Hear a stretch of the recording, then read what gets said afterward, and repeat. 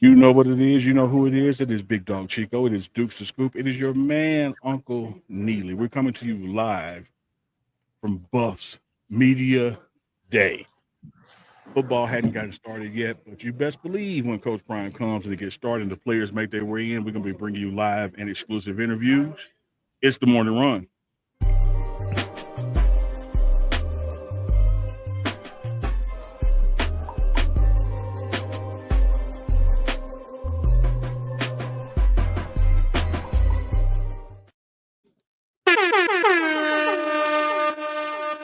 It's time to wake up and join in. It's the Buffs Media Day 2025. We're going to bring you some live coverage right here, only the way that we can.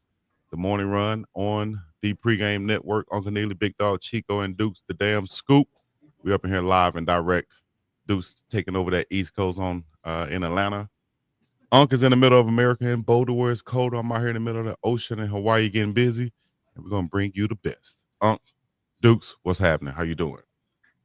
Doing good, Brother Dukes. I know you may have missed the news in all of the excitement with Leonte Wester's touchdown last night. You've heard of Manny, but we have officially hired Danny. Danny's in the building. He's off camera with me. Danny's That's here. a lie.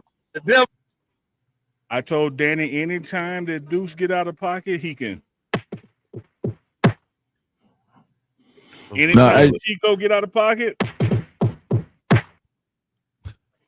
But this is his favorite sound for Chico.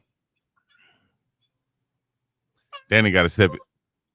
Yeah, Danny got to step up. We gonna get Danny right to make sure he's on the right channels because Danny sometimes be out back smoking cigarettes and drinking Hennessy and Mad Dog 2020 and stuff.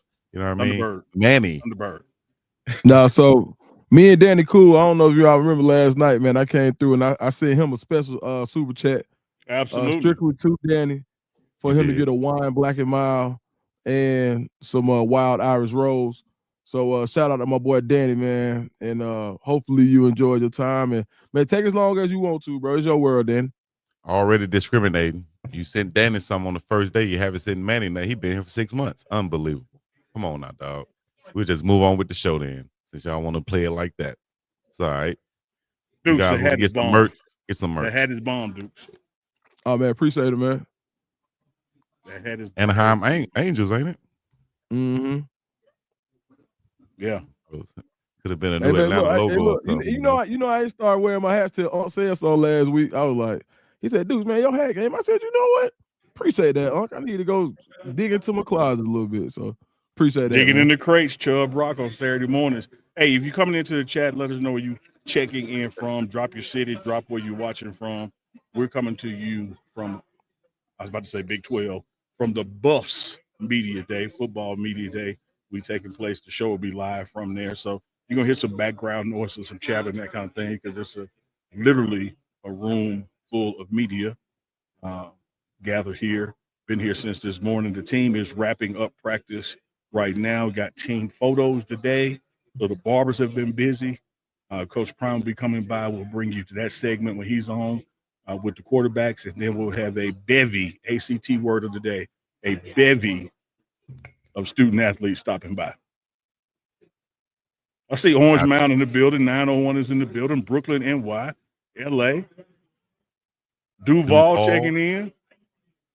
North Carolina, South Carolina, Flint, Michigan. How you say it, Unc? FL what? FLINTN. Got the MC That's how Bree said it. That's how Bree said it. FLINTN. The city. Thomasville, Georgia. Milledgeville, Georgia in the building. Baldwin County, Kalamazoo, Michigan. Mississippi up in here, 757. Fort Collins. And we got the whole can you go back to can you go back to Shanika P? The realtor? Oh man. Queens in the house. What about it? Dukes, what's on there? No, I was trying to see if that was something who I thought it was. I don't know. If you are who Dukes thinks he's thinking of, then y'all put it in the chat right now. That going by too fast. Hey, call her name again. Maybe she'll post again. Call her name. Shanika Peter Realtor. All right. Miss Dawn Duncan, somebody's at the beach, and y'all still Ella coming. Nisa says, meanwhile, I'm at the beach and there's fupas everywhere. Fupas everywhere. But we need a fupa chat. Big dog in the house tonight looking for some fupa love. Big dog, how many got in the building right now? How many we got? Hey, we're approaching 400 right now. We had 20 plus people waiting on us to come on. So, hey, we appreciate y'all checking in. Welcome to the morning run. Let's get things cracking like it's supposed to be. We got the media day coming up. Unc said we got over about 20 players that's going to be doing media today with local, media companies and stations out there, whether it's radio or digital or whatever it is. They're going to be there covering the Colorado Buffalo. I think this is a great thing for Coach Prime and the Buffs to do. And it's for all sports also. It's for all sports. It's for them to do, to get these players' names and faces out there, get them acclimated to the media and get them, just able to be out in front to where they can showcase some of the skills that you guys been working on this whole spring, huh? That's exactly right. This stuff it's branding now, man. It's marketing. These players, these student athletes, they have deals in place. They are commodities, they are businesses, they are entities, they are corporations, they are LLCs, and this gets them in front of fans where fans can put a name with the face, learn how to cop their merch, cheer for them individually and collectively, get to know them and their personalities. The art of narrative framing is a big part of athletics now. Just like we have framed the narrative of Fupa Lover with Chico, like that comes out through storytelling. So today we're going to hear some stories from the players, get to know them as the season gets ready to kick off, because everything, all roads lead to right out there to Folsom Field on a Friday night, August 29th, when Georgia Tech comes to town. I have a question. Who's ASU Golden Rams? I'm thinking of Angelo State, but I could be wrong. Albany State. Yeah, that's Albany State. Okay. Ben, the Granny Ben. Shout out to the 229. 229. House of Jazz. Okay. That's what's up. Sand Trap. Dukes, we had some Buffs ball out last night, man. What'd you think about Leonte Wester and what he did, man? Just making the headlines. Breakout star for the Ravens. Man, I get a call last night around about 7:35. His coach Step called me. He said, dude, he told me he was going to do it. He told me he was going to do it. He said, look at your phone. And it's a text message right there. And hold on, I'm sure it to you. And this is LeJohntay Wester calling his shot to Coach Step on Tuesday. I don't know if y'all can see it. What does it say? Yeah, we trust you. Just read it. We can't. It's blurry. Tuesday, 5:21 p.m. I'm a crib one on Thursday. And there's a time sign with exclamation point. And Coach Step replied with FYTB. If you know, you know. If you need help, but that means fudge you talking about. For sure. Yeah. That mean like I agree. I agree. Right. And for him to hit that the way he said he was, and he did it. And it was crazy. Me and Step going back and forth because Chico had posted the first return. And so Step called me. He was like, yeah, it was 87 yards. I was like, Step, I'm looking at it, 17 yards. He was like, that's where you went wrong. Yeah. You're relying on Chico. Chico, and dude, speaking of posts, go to the Pregame Network Instagram and run that video of LeJohntay when I interviewed him after the BYU game. And look how prophetic it was. It's on your Instagram page right now. Yeah, while we're doing what we're doing. What should King people? On the Throne said my rookie JJ Pekeets with the Raiders was getting double teamed in the preseason. Beast, man. Shout out to Big JJ. He came to Auburn as a tight end. That boy was a real live athlete and moved to the defensive line, and he balling. Finished his career at Ole Miss. But King on the Throne, I know exactly who you're talking about. Hell of a player. Out of Mississippi. Great state of Mississippi. From the SIP. Hey, Dukes, I said last night, I said we get on this show, we do our thing, unscripted, and I said, damn, kind of like improv. Damn, it's kind of like 85 South Show. Damn, it kind of makes sense. They got a Chico. We got a Chico. They got somebody from ATL. We got somebody from ATL. Hell, the sensei is from Mississippi. Our sensei is from Mississippi. Man, we might be the sports version of the 85 South Show, dog. Man, you know what? And Carlos got one of his best, like some of his best work he did in my Uncle Club on Old National in College Park. Like he well known on the South Side. Carlos Miller, like he honorary sure. South Side for sure. Honorary South Side. Shout out to real. Los. All right, let's go to Leonte's video on Unc's Instagram page right here. Make sure. Hate that last one like that had to end that way for you, man, but what an effort. Yeah, I was hoping we was going to come out with a dub. We fell short. Now I just got to go get ready for the next chapter of my life, you know.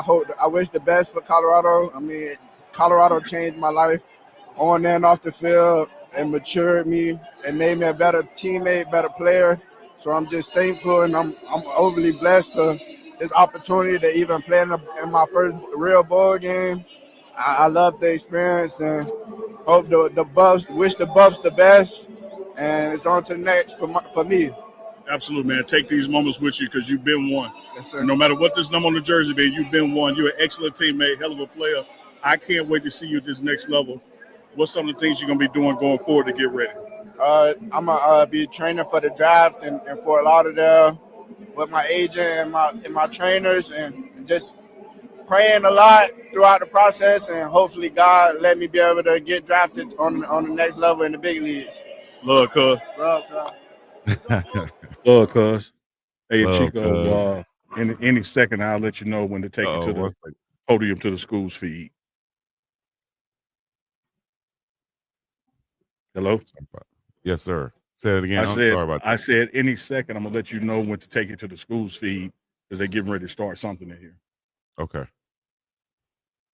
Sounds good. We'll have that queued up in a second. Great interview right there, man, right after the game. Man. Yeah, I got him, and prophetically, man, got Jimmy Horn right after that. And so I'll show y'all that clip at the Jimmy's game today.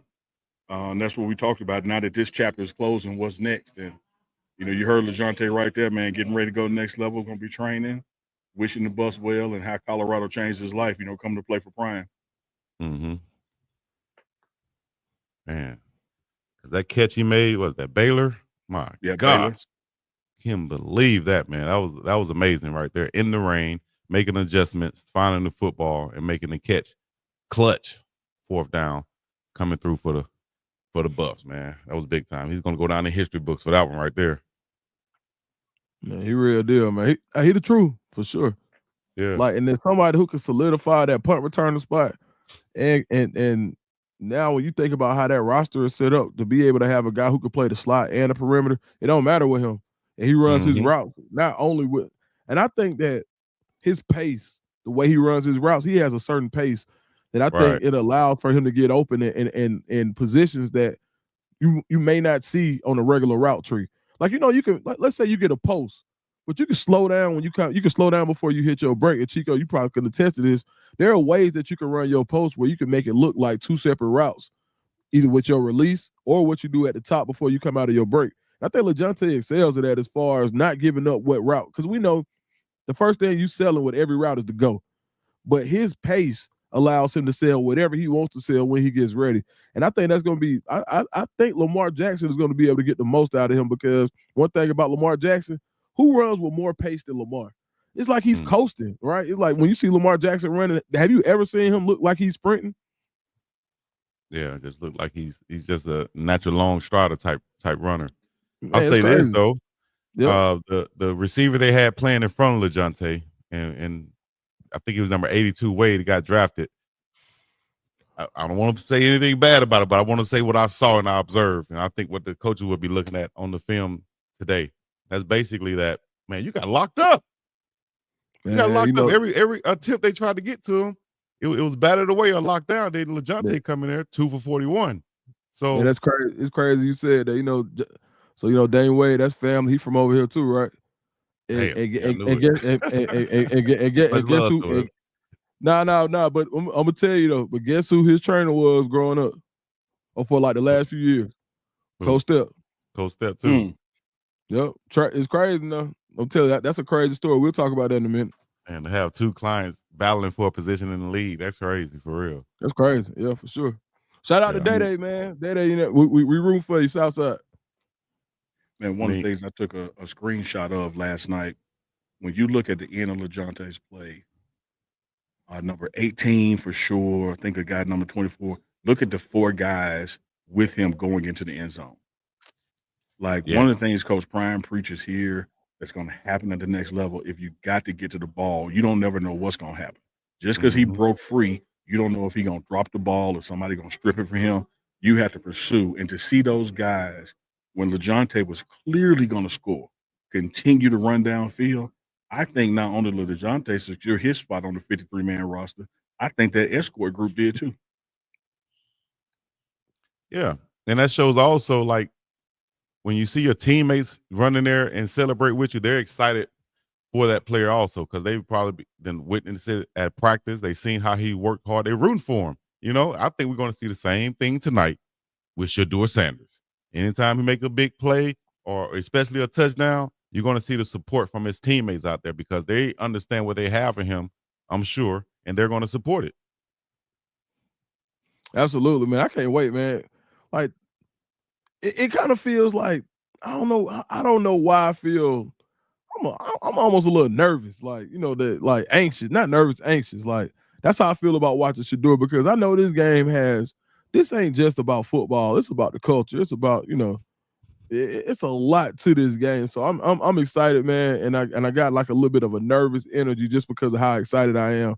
But I can't wait to see him ball out tonight.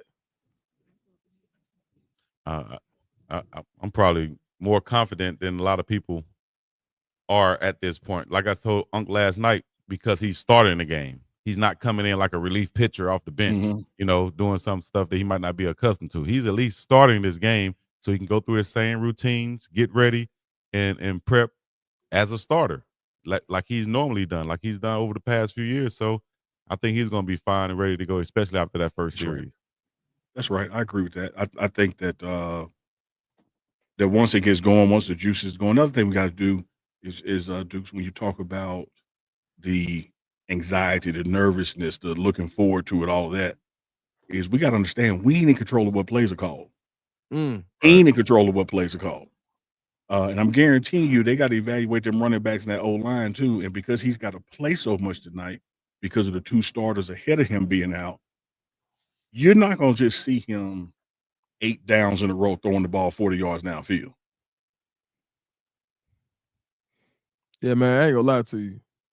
You know, I don't like that. I've been one of the people this whole time who's always been like, hey, man, you know, God's in control. But one thing that pissed me off is for them to talk about how Dillon Gabriel ain't gonna play, and then he goes out and takes reps after Shadur. Yeah, I saw that last night. Like who is Dillon Gabriel? And I'm not hating on the guy, because I want Dillon Gabriel to do well as well, man. Like, you know, I don't feel like to root for Shadur, you have to hope Dillon Gabriel does that poorly. But for the fact that he's being propped up in this manner to the point where they're saying, you know what, our guys don't have to play, and Shadur is in a proven situation, that's the most BS that I'm calling out of this whole situation. We know the draft was some BS, but this part, but Cleveland, they actually drafted him, so they got a little bit of grace from me. Not to say that my grace is sufficient, or that's God, but I'm just saying. But what I am saying is, when not ready now. Oh, go ahead. Oh no, not at all. No, I don't think so. I got it on standby. Okay. Yeah, but you had some bullshit. Excuse my language, man. No, what I was gonna say is they get absolutely no grace from me. And my grace was even cemented further when I heard the owner recently say, well, you know, if you'd asked me on Friday night if we were gonna do that Saturday, I said no. And here's what I think. That owner has been there since 1999, when you've had 40 quarterbacks, more than anybody in the league. Here's what's gonna happen, y'all. The one time that they didn't pick who you wanted is gonna be when it worked. Yeah. Because if you're telling me you've been involved in all these picks since 99, and look how they turned out, watch what happened in this one that you wasn't involved in. Exactly. Right. Maybe it's a blessing in disguise for you to be out of it, have your hands off, get out of the way. You know, shout out to Dillon Gabriel. Shout out to his family. You know, just like you just shouted your guy. He's from your area out there. Dylan's from out here in Hawaii, Mililani. Prolific passer. A matter of fact, second all-time in college football or FBS in career passing yards, career touchdowns tied for the record. Total touchdowns responsible for 189. That's a record. Total points responsible. So he's had a long, lengthy, decorated college career. Maybe that's what they were looking at. You know what I mean? But at the end of the day, if you're gonna base that on something, give that some merit, you got to do the same thing with Shadur Sanders and what he did in his college career. Well, thank you, because I was about to say, if that's what they based it on, who is the all-time leader in completion percentage? Who won the Johnny Unitas Golden Arm Award? Who broke more than 100 records at their school? Who broke more than 50 records at their previous school? And he only played 4 seasons. Some other quarterbacks play many other seasons. So, I guess we both made that point right there, Unc. If you're gonna look at these numbers, then look at those too. That's what I'm saying. And at the same time, I'm trying to give some props to Dylan also, because he's not just a throwaway. You know what I mean? I think that's what they evaluated. They saw. I think his size, his height, for sure. But I think he can ball out. It just might not be for the Cleveland Browns if Shadur Sanders is there. Man, sometimes you gotta be careful not to read the chat if you're trying to talk or pay attention, man. No, right, you can't. Right. That's it ain't no sometimes. Just don't. Yeah, that's on me, man. Because man, I'll be laughing at some stuff that I see in the chat, and I don't want to be disrespectful. So I apologize to y'all just in case y'all see me like crack up. And they sometimes some of the people in the chat don't listen well. You know what I mean? We got over 900. Well, we got 900 people up in here, and we have a lot of people that listen to us well, and some people that might not. Dylan was in college for 6 years, 3 different colleges. Chico, did I just not emphasize that about Shadur? Get out your feelings, dog. You're being sauced. Stop being now I'm being salty. Yep. Okay. All right. He said, man, stop. I ain't gonna lie, man. You did start. One thing about it. No, I ain't gonna say that, Chico. You got to represent for Hawaii, man. Shout out to Dylan Gabriel, man. I remember when he came to UCF. My boy T. Will was the defensive coordinator down there, so I got some respect for him. But right now, I just think the best quarterback in Cleveland is Shadur Sanders, in my opinion. I'm gonna just leave it at that. Andre Walker said it best for me. I'm ball your fist, Chico.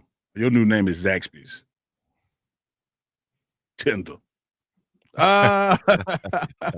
Raise the Chicos. Yeah. Just tender for no damn reason. Okay.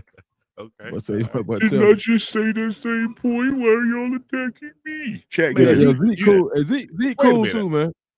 I know. I didn't say he wasn't cool, but this is see what happens when Chico foul. When Chico foul is a hard foul, you got to stop fouling.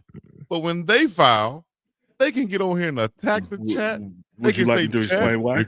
If you come to me, chat, I'm gonna come at you. Will you let me to explain why? Unbelievable. Let me explain why. Hey man, Dukes, let me explain why. Man, when Chico get to rubbing them boobs, hey man, he mean business. So you might tread lightly. No, it ain't. But that's my point. Somebody go through the lane and Dukes fouled him. It's across their arms, play on the ball. Dukes touch his jersey, raise his hand. When Chico fouled him, if they fall down, he fall down on top of him hunching. He talk about, y'all didn't say nothing with Duke's foul. Like, that ain't the same thing, dog. You a Dennis Rodman fouler. You grabbing ass in the pile. Hey, man, a foul is a foul is a foul. A foul is a foul. See that? You feel me? A foul is a foul is a foul is a foul. That is all going to be one foul. So don't be mad at me because my foul be hacking. Yakow. I'm just playing hard, dog. Your fouls be had a little zest to it, dog. I no put no limit on my fouls. You remember when Charlie Murphy was playing at Prince's house and Prince teammate kept slapping his ass and he was like, dog, I'm not on your team.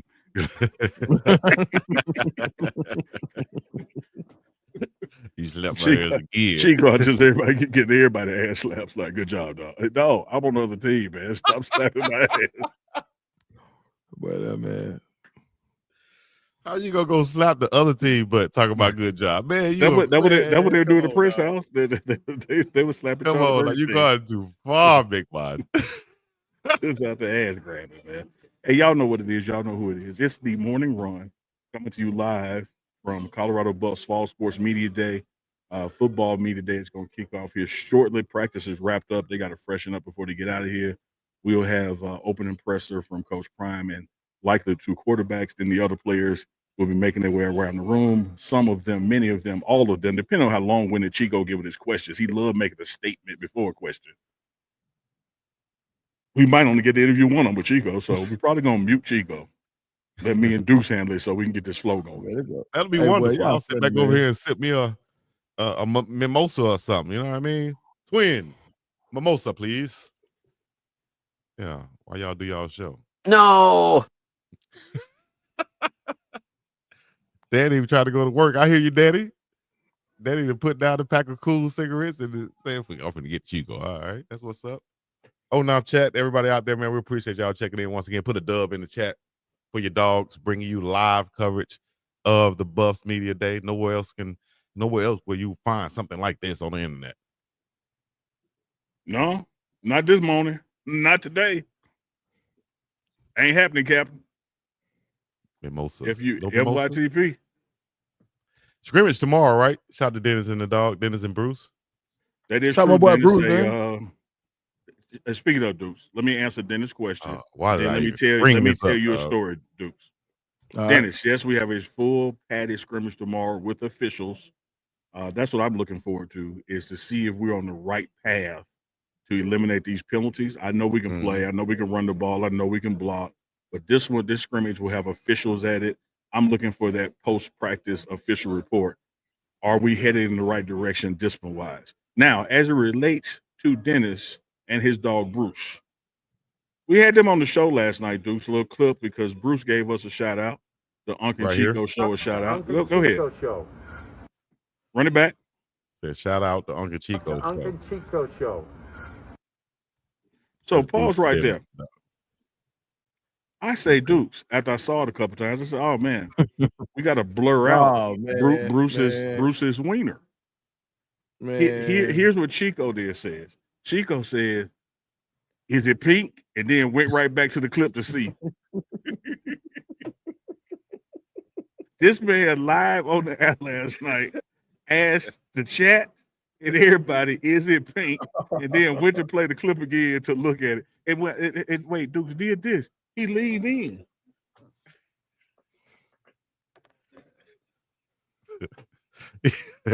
Yes, because you don't explain brought it up. You said he asked about the blurring the dog's pin. I didn't notice it at all, right? So when he said it, I was like, wait. What did you say when I said that? Yeah, so I was like, wait, damn, was it out or something? I didn't see No, it. that's not what you said. What did you say? That's what I thought. So I said to myself, you know how what did you say out loud? You know when they expose themselves? What did you say out loud? If you're a dog lover, you know. So I said, what was it? Is it pink? You know, did you see the pink or something? No, because I didn't see the pink. You excitedly said, is it pink? And then went and pulled the clip back up. And then leaned in close to the camera. No, I said, is it pink? Basically, is it showing? Because I didn't see anything. So, oh my gosh, man. But at the end of the day, it wasn't showing, thank goodness.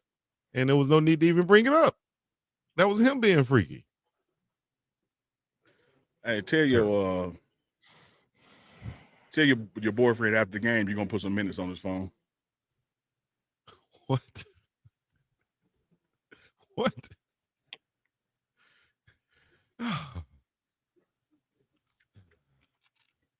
We're on here talking about football, and now we got into glizzies. Shout out to Derek, senior art director for the Colorado Buffaloes. He said he's an avid hot dog eater. He did say that. Mm-hmm. He did say that. Say he's a huge glizzy fan. Mm-hmm. No shame in his game. I just should ask one question, because after you boil hot dogs, the water be pink. I should ask him, is it pink? Have you ever drank some hot dog water? Sound like something you'll put in a glass and put ice in. Terrible. Man, all right, I'm gonna let y'all talk, dog. Dukes and Unc, here you go. This. It's me and you, Dukes. All right, for sure, man. This Yeah, man. man talking about drinking about water. Hey, man.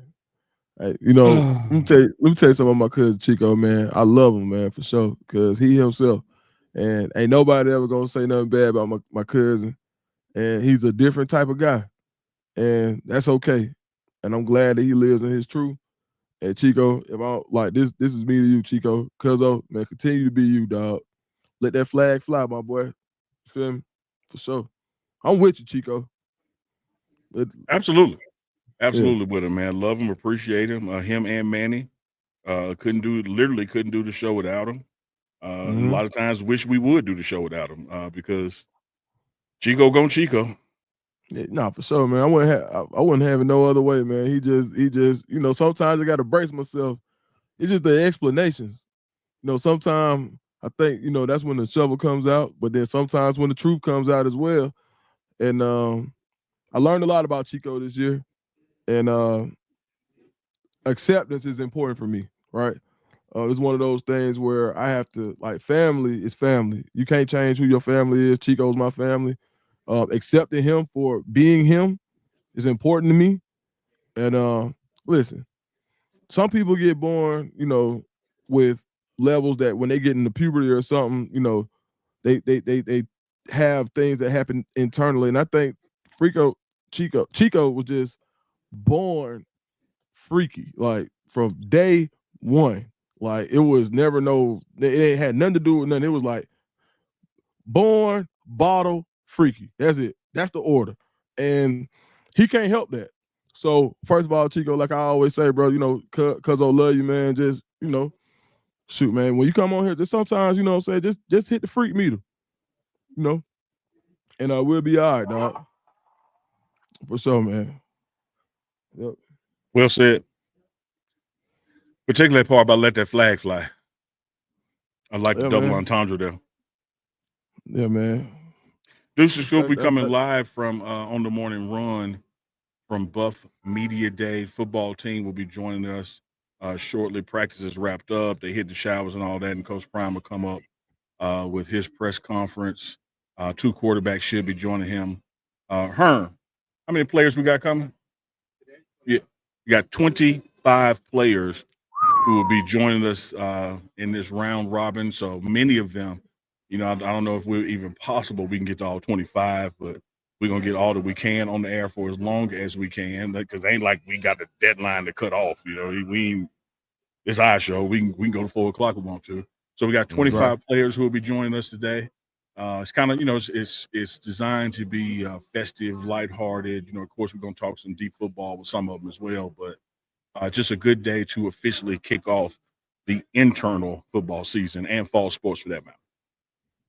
Yeah, y'all put in the chat right now some of the players that you would like to hear from or that you will be excited about right here. We're gonna try to get many as we can right here on the show. Uncle B. Yeah, I'd imagine if you know their name, they wanted the 25. Just law averages, So if you got one you're looking at particular, put their name in, and we'll make sure we pull them over because that's who our chat wants to hear from. For sure. Yeah, the first one I saw, Omarion Miller. For sure. Yeah. Man, going back and looking at his film, even from high school, just doing a deep dive on his on his highlights and who he is as a receiver. I missed on some of that stuff with Omarion Miller. Like, I feel like if he would have went to more camps and camped in more places, he could have been a 5-star with his bag level. Yeah, like he definitely had 5-star in his like potential. Like, and 5-stars are basically the top 32 players, which mimic the first round of an NFL draft.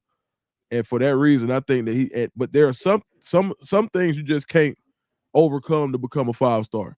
Some of that's gonna be size, some of it is gonna be speed, it's gonna be after play ability. He has it all. Like, so that's who I'm really excited about this year. Omarion Miller has everything to be a first-round draft pick. It's just about putting it together. Nice size, big, seeing Salter. Of course, we're gonna have the quarterbacks for sure. Seeing Taufik Bird, Taufik from the D line, Big Barnes, Anquin Barnes. So y'all keep the names coming, and we will do the absolute best we can to make sure some of those players, but with time limitations as far as the official program goes, and having 25 of them, forgive us in advance if we miss somebody, but we're going to do all we can to get them all on.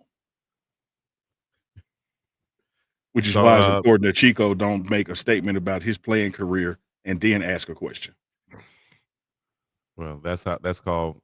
Anyway, you're just gonna move past that, dog. We're just gonna say it's great when we got one guest for 1 hour, but when you're trying to squeeze 25 in. Hey, Tawfiq, did I tell you about the time when I was on the Edmund Pettus Bridge and I was doing not one time drills. did Chico do that. See what I'm saying? Not one time did Chico do that. But hold your horses, hold my beer. Stay tuned. Q46 in the chat, number 9 in the chat, Sincere Brown. Big Barnes from Montgomery, Alabama, Robert Lee High School. Shout out to him. Madhouse or No House. Exactly. Went from 340 to 305. Shout out to Madhouse. Shout out to him for having the discipline to do that, because that takes eating right and working out consistently and not taking those, off days off, so to speak. You saw Jordan Seaton, even when he was down Big 12 Media Day, wake up and get his workout in so that he doesn't lose a day, which could equate to about a week, like what he said with Swayze's workout. So, shout out to Anquin Barnes and all the guys who's working hard, changing their bodies, looking good, getting tip-top shape, ready for the season. You said it. You said it. You said it. You said it. Shout out to the tennis channel. Big Jaheim Otis saw a clip of Gilly talking to him and trying to motivate him. Not whether he needs it or not. Shout out to the big fella out of Mississippi. But just to have Gilly or Unc or old head, as he would say, speak to him and talk to him, try to get him to recognize, hey, man, seize the moment. Seize the moment, take everything serious.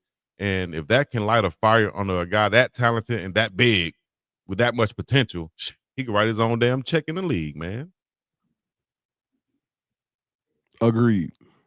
$4.99 super chat coming in. I didn't see who it was from, but it says, Unc and Deuce, do y'all think the play calling went off the screen will benefit Shadur tonight? I think no matter what's called, it's going to benefit him because he's going to get to show his command of the offense, command to run and get the best out of plays, execute the plays, execute the game plan.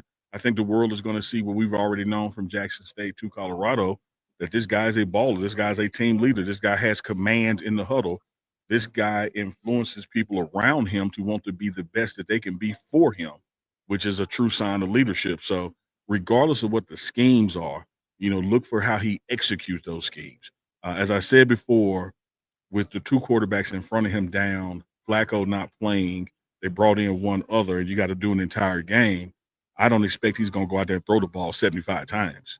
They got to evaluate the run game and the run blocking and all those kind of things. So you might get a series or two where he just hands it off 3 downs in a row and comes out, because they got to evaluate the offensive line just as much as they evaluate him.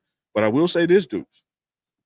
No one makes the most of their moments than a guy like Shadur Sanders. So whatever moment you give him, he's going to turn it into something unforgettable.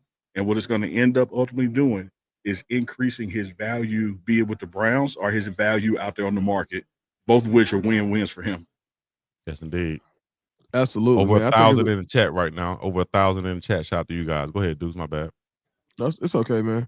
I think it's a double-edged sword from my perspective, because if you look at Pro Football Focus stats, and everybody likes to use those, and I use them as well, you don't know. We can see a Pro Football Focus grade, but we may not know what they're actually grading.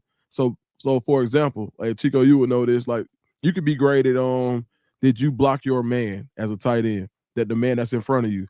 Okay, but the play may call for you to get second level.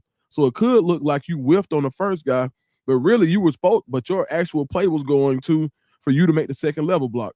All right, well, Pro Football Focus is going to grade you saying, hey, he missed a block on the defensive end, but you were really doing your job. And if you ever talk to coaches about how their grades marry up to Pro Football Focus grades, there's always a discrepancy. The reason I brought that up is because when you think about what Shadur Sanders is going to be graded on tonight, there are going to be times where he may be, he may check into a run And he'll be graded on if he read the defense correctly and checked into the right audible. Now, whether that's for him to throw the ball down the field or that's for him to call a 21 blast and just get straight up, and go straight up the 2-hole. I mean, the 1. Pause. But, regardless, we may not get to see through the stat sheet how he's performing. But that's the only reason to answer that question that I have that I do have a little bit of pause, because I'm like, man, it's just this whole situation has been so weird, and the Cleveland Browns' history of mismanaging quarterbacks. It's just no way for us to tell if he's been treated fairly. It's just no way. He can have 400 yards tonight, and they could come back and say, yeah, you have 400 yards, but that won't happen in the game because you should have checked into a run. It's just one of those situations. So it's one of those things where I just kind of pray that he that he's being treated fairly and he does the best with his opportunity. But it's just a little, I don't know, it's a little weird for me. Another super chat, Gerardo Ramos. Y'all think O-line will block and receivers run the right routes, or the collusion run deeper? Y'all, I guess that includes me too. I'll definitely say this. Yes, I think the O-line will block the best of their ability. And yes, I think the wide receivers will run their right routes to be able to catch the ball to the best of their ability. They're trying to get a job. They trying to make the team too, dog. We're not trying to come out here and play and for bad you, so that and let me cut. That's crazy. Let me tell you how deep that collusion would have to be. You would have to go to about 20 plus. I was gonna say 15, but I go with 20. You got to go with 15 people plus, and say, hey, I need you to do this, and here's my guarantee to you if you do it. Exactly. Yeah, it's cheaper to keep them. Like the money that you had to pay these people to go along with this, just pay him. It's crazy. Coach Prime is walking in now, Chico. So get ready to go. I don't see their live feed yet, but all right. Well, it's not because he's just getting up to the podium. Some kids now we're live, actually. So we'll be starting in a second, guys. Stand by. Hold down for the hold down. Hold down for the hold down. Hey, if you haven't hit the website yet, y'all go to the website, get you some merch, support your guys. Here we go. We're going live. All right. Start right there.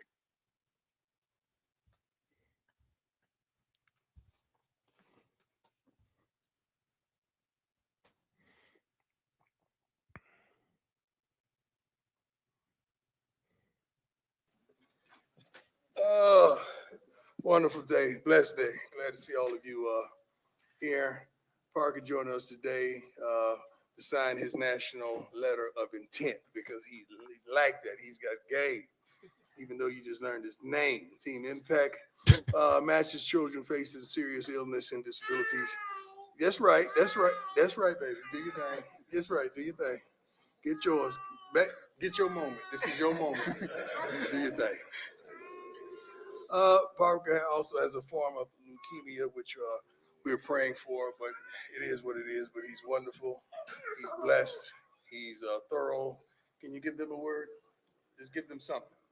Yeah. I'm so blessed to be here and to be a part of this program and to just be here even with Coach Prime and to be able to go to the practices and be able to hang out with the guys. It helps a lot for even just me in high school playing football. Just being able to see these guys and the toughness of how they play and the way that they carry themselves and play, I take it to my own life and not only on the football field, on and off the field. Hey man, God, you got media training. Bro, you're awesome. Come on, let's sign it. Let's go. Come on, you with me, man. Okay, there you go.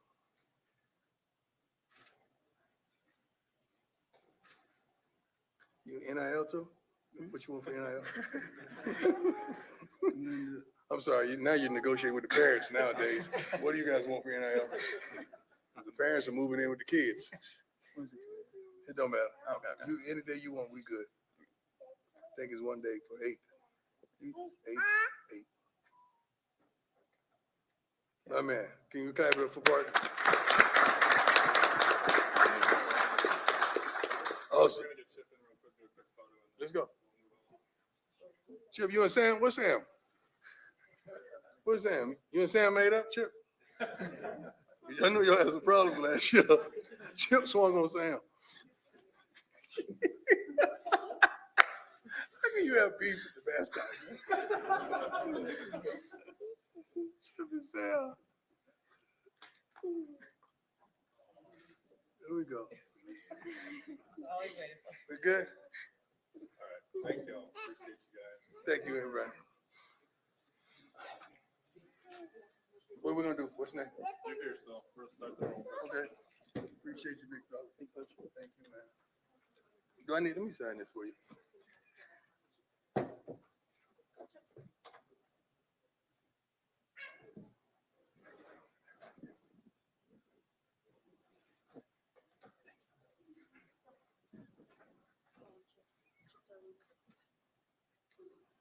There you go. Thank you. Thank you so much.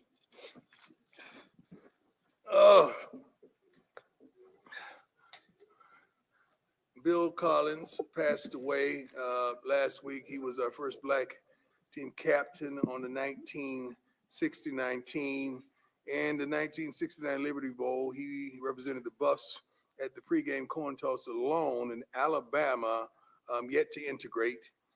Sent more than 40 players to the coin toss to try and intimidate him, and it didn't work. CU won 47-33. This was the year before USC beat Alabama in a game of seeing and the turning point of integration. Tammy Franklin, Kurt Franklin's wife. Kurt is a dear friend of mine. This is her father. So it's a small world, small world. She called it and told me about that. And before he passed, she said I was on a TV or something, and he stopped and they turned it up, and he was in the hospital room, and he's been following the Buffs ever since. So we want to do something during the season. I don't know how we could get his former teammates here or something just to honor him during the timeout or during the quarter end at the end of during the season at some point. So let's try our best to work on that. Currently, we're at 105 young men, 79 scholarship, 26 walk-ons. Love my walk-ons. 56 returning, 49 newcomers.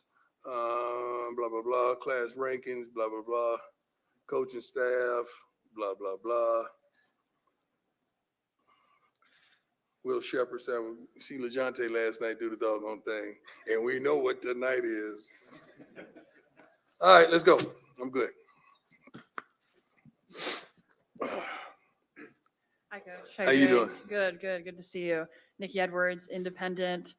When you've been looking across fall camp, looking at each position group, who's been really standing out to you, and who do you feel like has made strides in the couple weeks you've had? Offensive line. I'm not going to name a name. They probably have 9 guys that can really start and contribute mightily that we don't fear is going to get in there and mess it up. They're good. We got a 3-headed monster coaching those guys as well, so that's a beautiful thing. But that group there is physical. They're smart. They're tough. They're truly disciplined, and I'm truly proud of that group. The DBs are on point. Shoot, the linebackers are running to the ball. They're testing the way they're testing in their whatever that thing is they put on them. What do you? I don't even know what you call it. What is it? Catapult, whatever it is. They're testing. Their numbers are crazy. Far surpasses the speed that we had a year ago.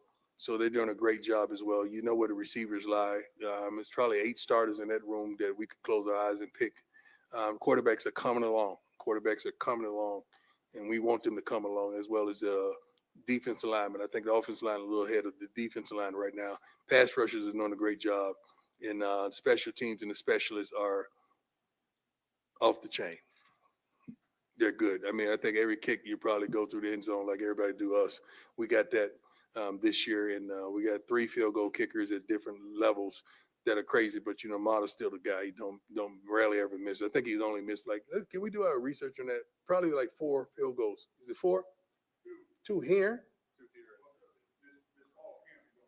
No, I'm talking about in his career. I think he's only missed like 4 field goals in his entire career. So I'm proud of him. Next question. Hey, Coach, how you doing? What's going on? Denver, everybody we talked to this offseason, whether it be player or coaches, including yourself, has said that the run game is going to be a big part of this offense this year. Yeah, we got to. What gives you the most who or what kind of gives you the most confidence that it will be different and, a big part of this offense and its success? The personnel and the commitment.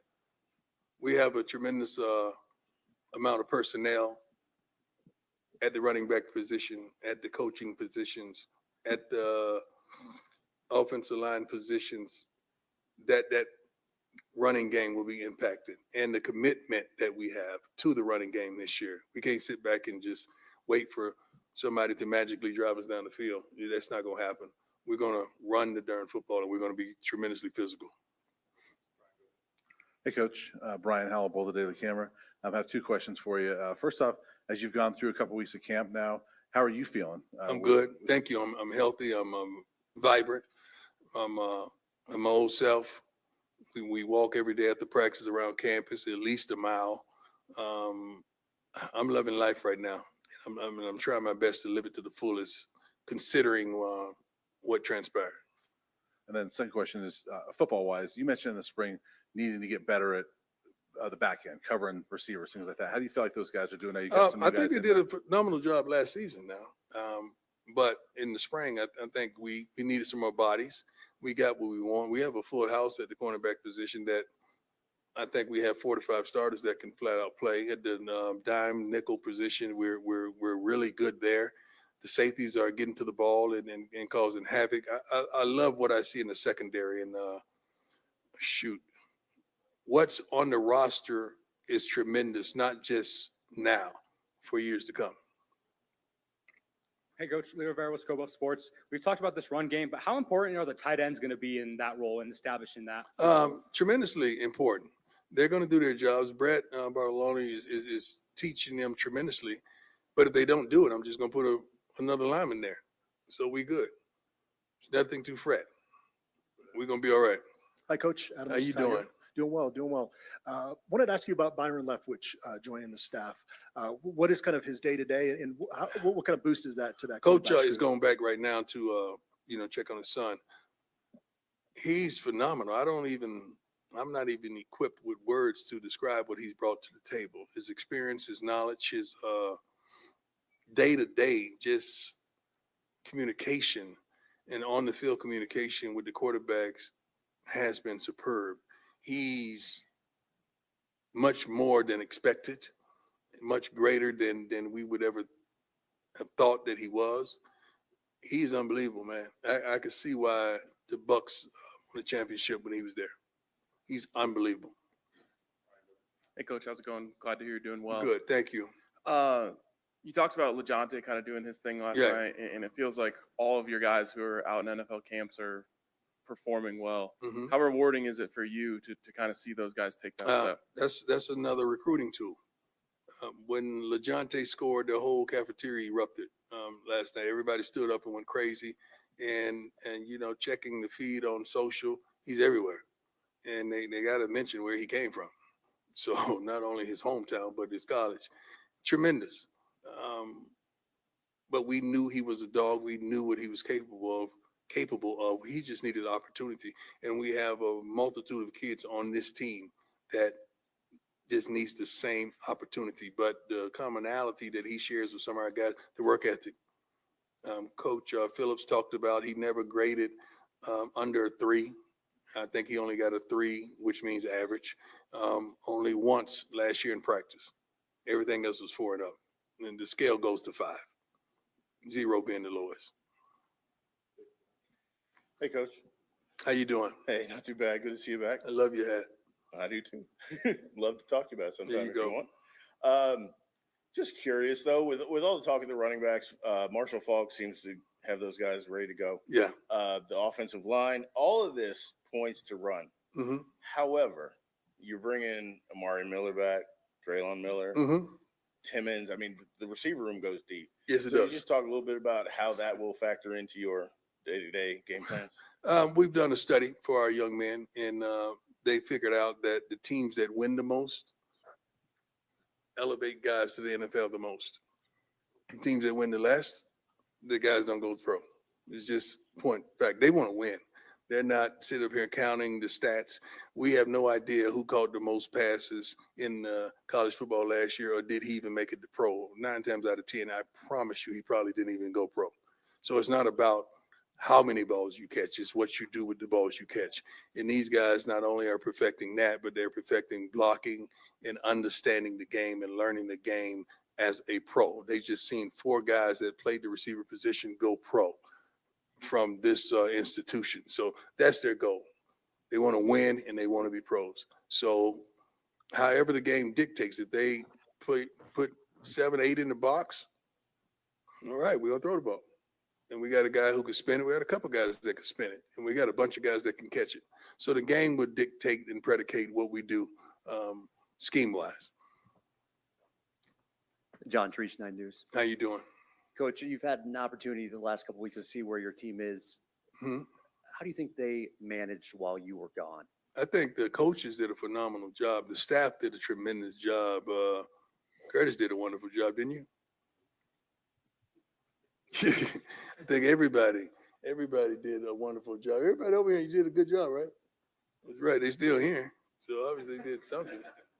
So really, the staff, man. I keep telling you, the Bible says that rod and thy staff, they comfort me. They've given me tremendous comfort. I've never had to call 100 times and check on the house because I felt like the house is going to be okay. That's why you try your best to hire correct. So you don't have to check on the house night and day. They did a good job, especially strength and conditioning with Swayze and his team. They did a phenomenal job. Hey, Coach, Tyler King with the Denver Gazette. Yes, sir.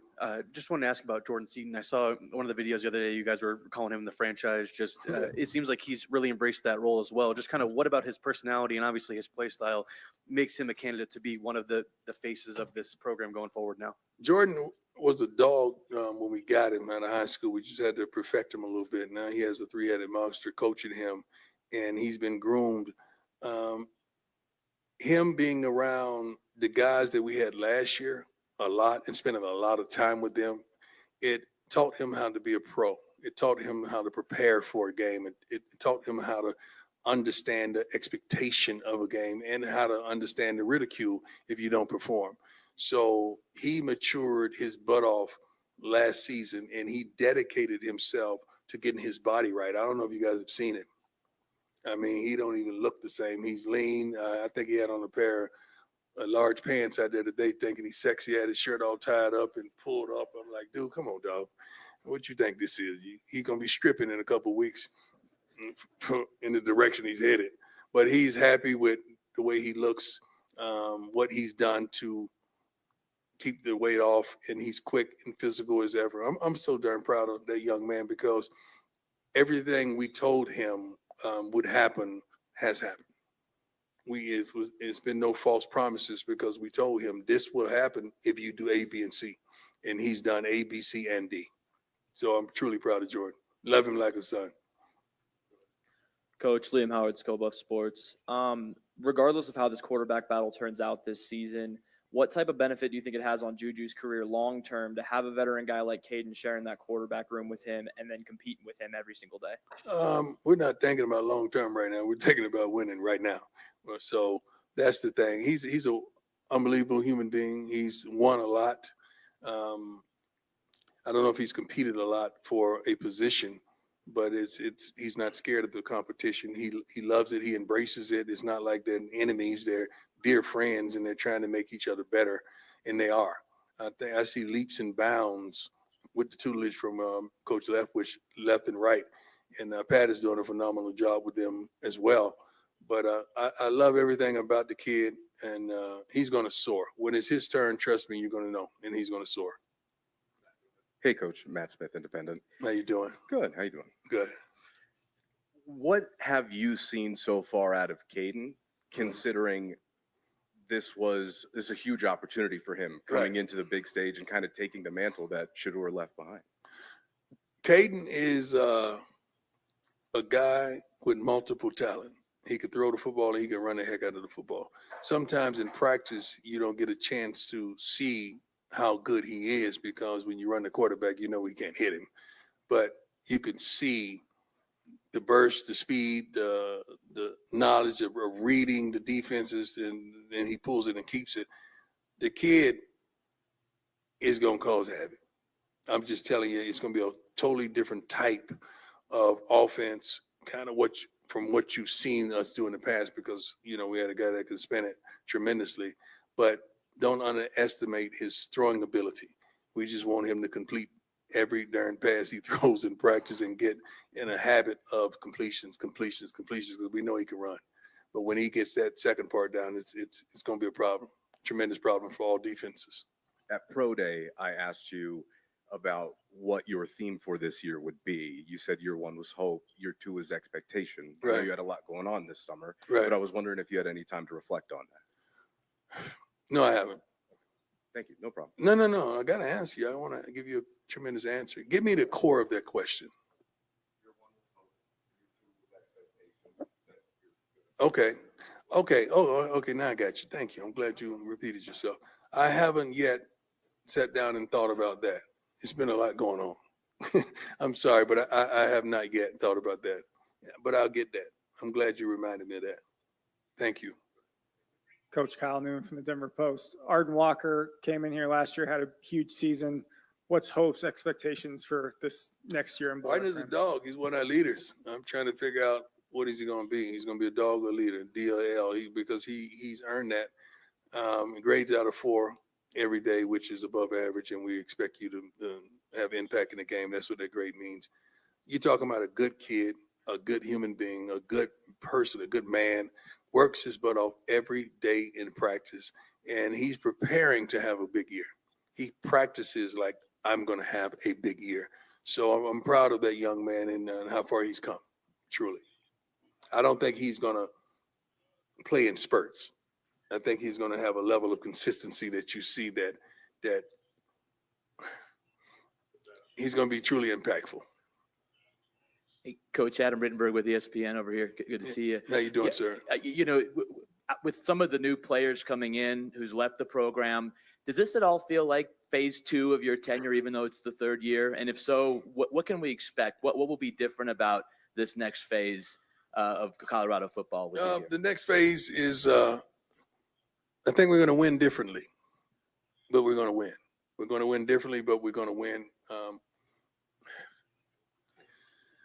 I don't know if it's going to be the Hail Marys at the end of the game, but it's going to be hell during the game because we want to be physical and we want to run the heck out of the football. So it's going to be a little different, but it's going to be fun. Great question. Great question. Coach Troy Rink from the Denver Post. You've had stability at quarterback. I'm right here, Coach. How many people are here from the Denver Post? God darn it. Did they send the Three whole in counting. package? You've had stability at quarterback since Yes, you sir. have been a coach. Do you need to decide on a starter how do you approach this quarterback battle? Do you see both playing? Do you see a primary? I see us winning. I'm not looking that far down the line. I'm looking to have great practices by these 2 young men, and cream of the crop is going to rise. So it's not an urgency that we got to name this and name that. Both these guys can play. I mean, I think we could play well with either one of them, but we want to put ourselves in the best position totally. So it's still going on. And don't underestimate Staub and what he brings to the table and what he brings to the room, because he's been in that room for the last couple of years, so he's seen some things that has had consistency in what we want and desire. And what he means to that room is phenomenal. Just being that older guy, that veteran that understands how we want things with these 2 new guys. So he's a tremendous asset to that room as well. Hey there, Mark Kisla, Denver Gazette. You had a strong vision of what you wanted this program to be when you came here. Yes, sir. And you hit the ground running, certainly. Yes, sir. As you've grown this program, how do you think you've grown as a coach? And how do you think you're better as a coach now? One at a time. I'm getting old. Okay. How has I grown? How have I grown as a coach? Your first question, right? I think I've grown tremendously. I see and I understand who I am, what I am, how I am, where I'm going, and how to get there, even with selecting coaches. I'm more attracted. I love college football, trust me, and I love the college game, but I'm somewhat attracted to the pro guys because I think we see things the same way.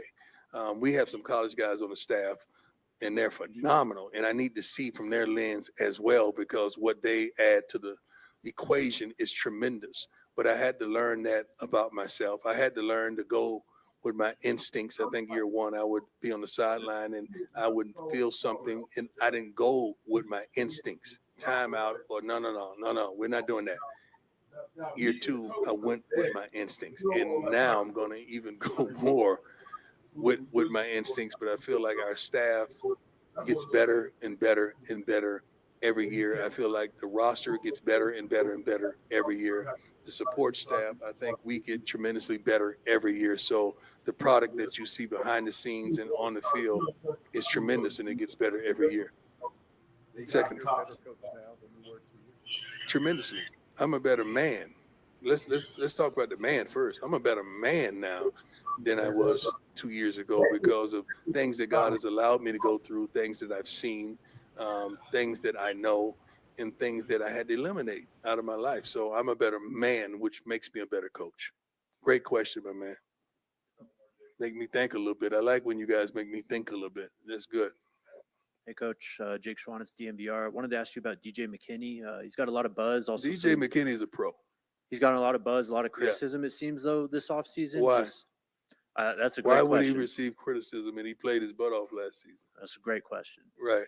Just how have you seen him respond basically since the end of last year? I feel like every coach, every scout that comes here, that's the first name they mention, DJ McKinney. So I don't understand the selective criticism. DJ works his butt off every day. Shoot. Hodge works his butt off every day as well. Both of those guys, I think we got a few pros. Carter is going to be in that boat because of his size and speed and athleticism. But back to DJ, the kid's a pro. He's long, can run, athletic, competes. He wants the smoke. Like when we play against a team that has a dog on the opposing side, he wants to be that guy that goes in front of him on play to play. Preston is the same way, man. Preston is, it's a whole new Preston out there right now from what I've seen. He had a phenomenal year last year, but this year, the way he's preparing, it is crazy. And I'm happy and I'm thankful that he is where he is and who he is right now because he's a leader in that secondary right now. He's the leader right now in the secondary. Great question. There go my man. Come on with it, baby. Jack Carlo. Jack Carlo. How's it going, Coach? My dog. Good to see you again. Did you? How many more followers? About 300. 300. Yeah. We gotta do better I'm than that. Very grateful. We gotta do better than that. You gotta follow me, man. I'm very happy. Okay. But just about 2 weeks into fall camp now, just what has kind of stood out to you the most or impressed you about this new group of guys? These guys work. They work. The strength and conditioning was phenomenal, and they just picked it up from there. They're fighting through adversity because you got some injuries. You're going to pick up some injuries. We've had some soft tissue injuries and some other things that we're fighting through right now. And you know that second week, it kind of get like a days ago a little bit, but they're fighting through it, man. And it's a totally different team. Like the way they're attacking it, the way they're approaching it, it's totally different from last season. And I'm happy. I'm happy. I'm elated. I'm excited to go out there every day just to see what pops up. You got to understand, like some of the guys came in and I was out. So this is my first time getting to see them really go at it and not train in off season, but really put on the pads and play. So sometimes I have to wait till they take their helmets off. Oh, okay. I know you know, and keeping a roster to see who they are. But some of these guys are, darn it, man. I'm proud of them. I'm proud of the depth, the scouting and recruiting department of Coach Ray, what he's brought to the table. We got some talent here. We just got to make it do what it does. Hey, Coach, Pat Graham, Associate Press. Pat, how Nice you to see doing? Hey, not to be overly dramatic on this, but given what Shadur went through and what you went through, just watching tonight, does it make it almost more meaningful than just a football game? I'm not going to say meaningful. We've already spoken like 3 times a day. We just got off the phone joking and clowning like crazy. It's going to be strange for both of us. I was in the hospital the last time I missed I think 3 games, but this time I'm well. But me going out there taking that walk and him taking that walk, and he know I'm not there. And that's different. That's different for him. So, but he's so prepared right now. A lot of people are approaching it like a preseason game. He's approaching it like a game. And that's how he's always approached everything, to prepare and to approach it like this is it. He's thankful and appreciative of the opportunity. He don't get caught up in, all the rhetoric in the media. He's far beyond that. He was coached through that when he was a kid. So we've always gone through that, and he's always navigated his way. Some of the stuff is just ignorant. Some of it is really adolescent, but he's far surpasses that. And I can't wait to see him play. I can't wait to see Jimmy play. I can't wait to see Shiloh play on Saturday. I can't wait to see Will play, Travis, and Cam and BJ. Did I get them all? Xavier, yeah. All I can't wait. I'm like a kid in the candy shop. It's like your babies out there that you cut the umbilical cord. Now they doing their thing. I just can't wait to see him get down tonight. But it's going to be a little weird. It's going to be a little strange. It really is. I got to admit that. But I'm praying for him, and God has set him up and placed him in the perfect position that he needs to be in. It's going to be a problem after the night, though. I promise you that. Thank you. God bless everybody.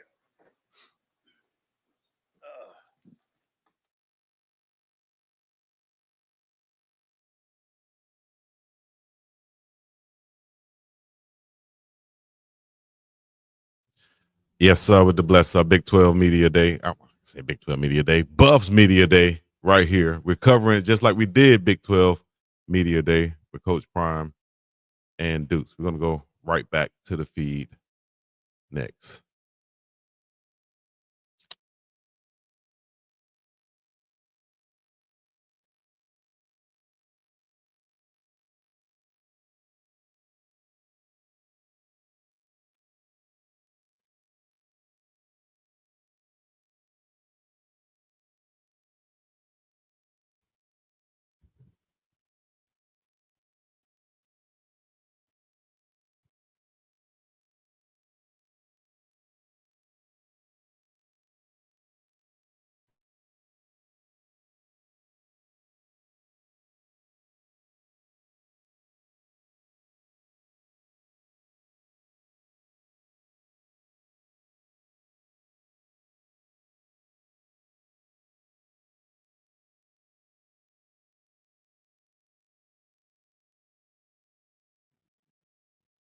Chico, there's nothing on the feed, Chico. There you go, Unc. So I don't know why you trying to go to the feed. You had to unmute yourself, Unc. I was waiting on you to do that. That's what Chico. Coach Neely. Yes, Coach Prime was going to stop by, but he had to run out to go take the team picture right downstairs.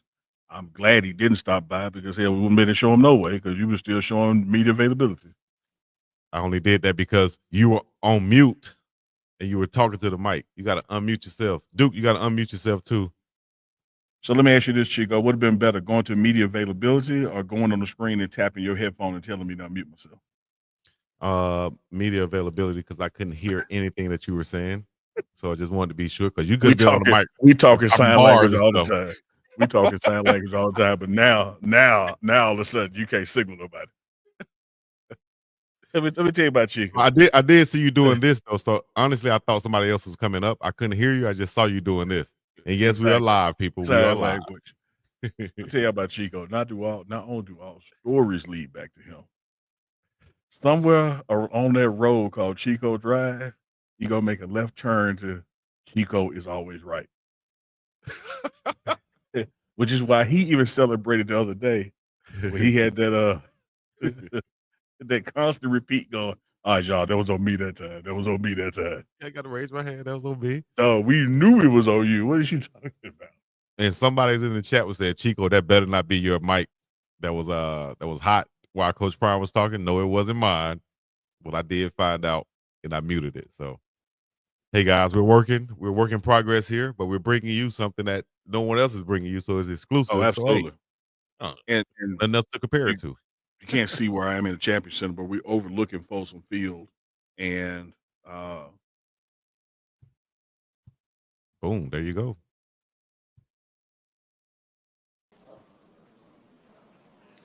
Chico, you there? Yes, sir. Keep talking. Put the camera back up. I'm gonna. There you go. You like that one better? Cheers. Unplug that. Yeah. Take that out there and show the team. I was just checking. Shout out to Terrace. Yeah, Terrace is going to show y'all what's taking place out there. The sunlight might be too bright. I sent him with the group shot. Wow.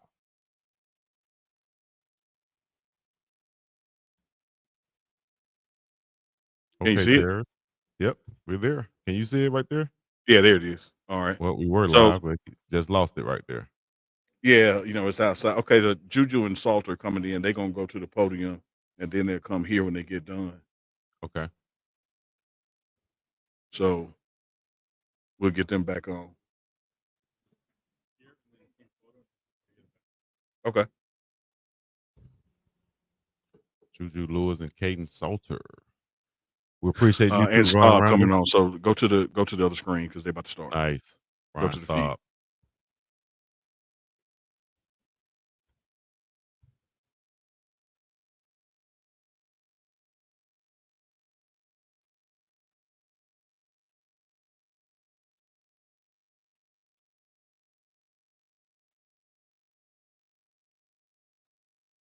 Beautiful damn field out there. I'll tell you that much, Coach.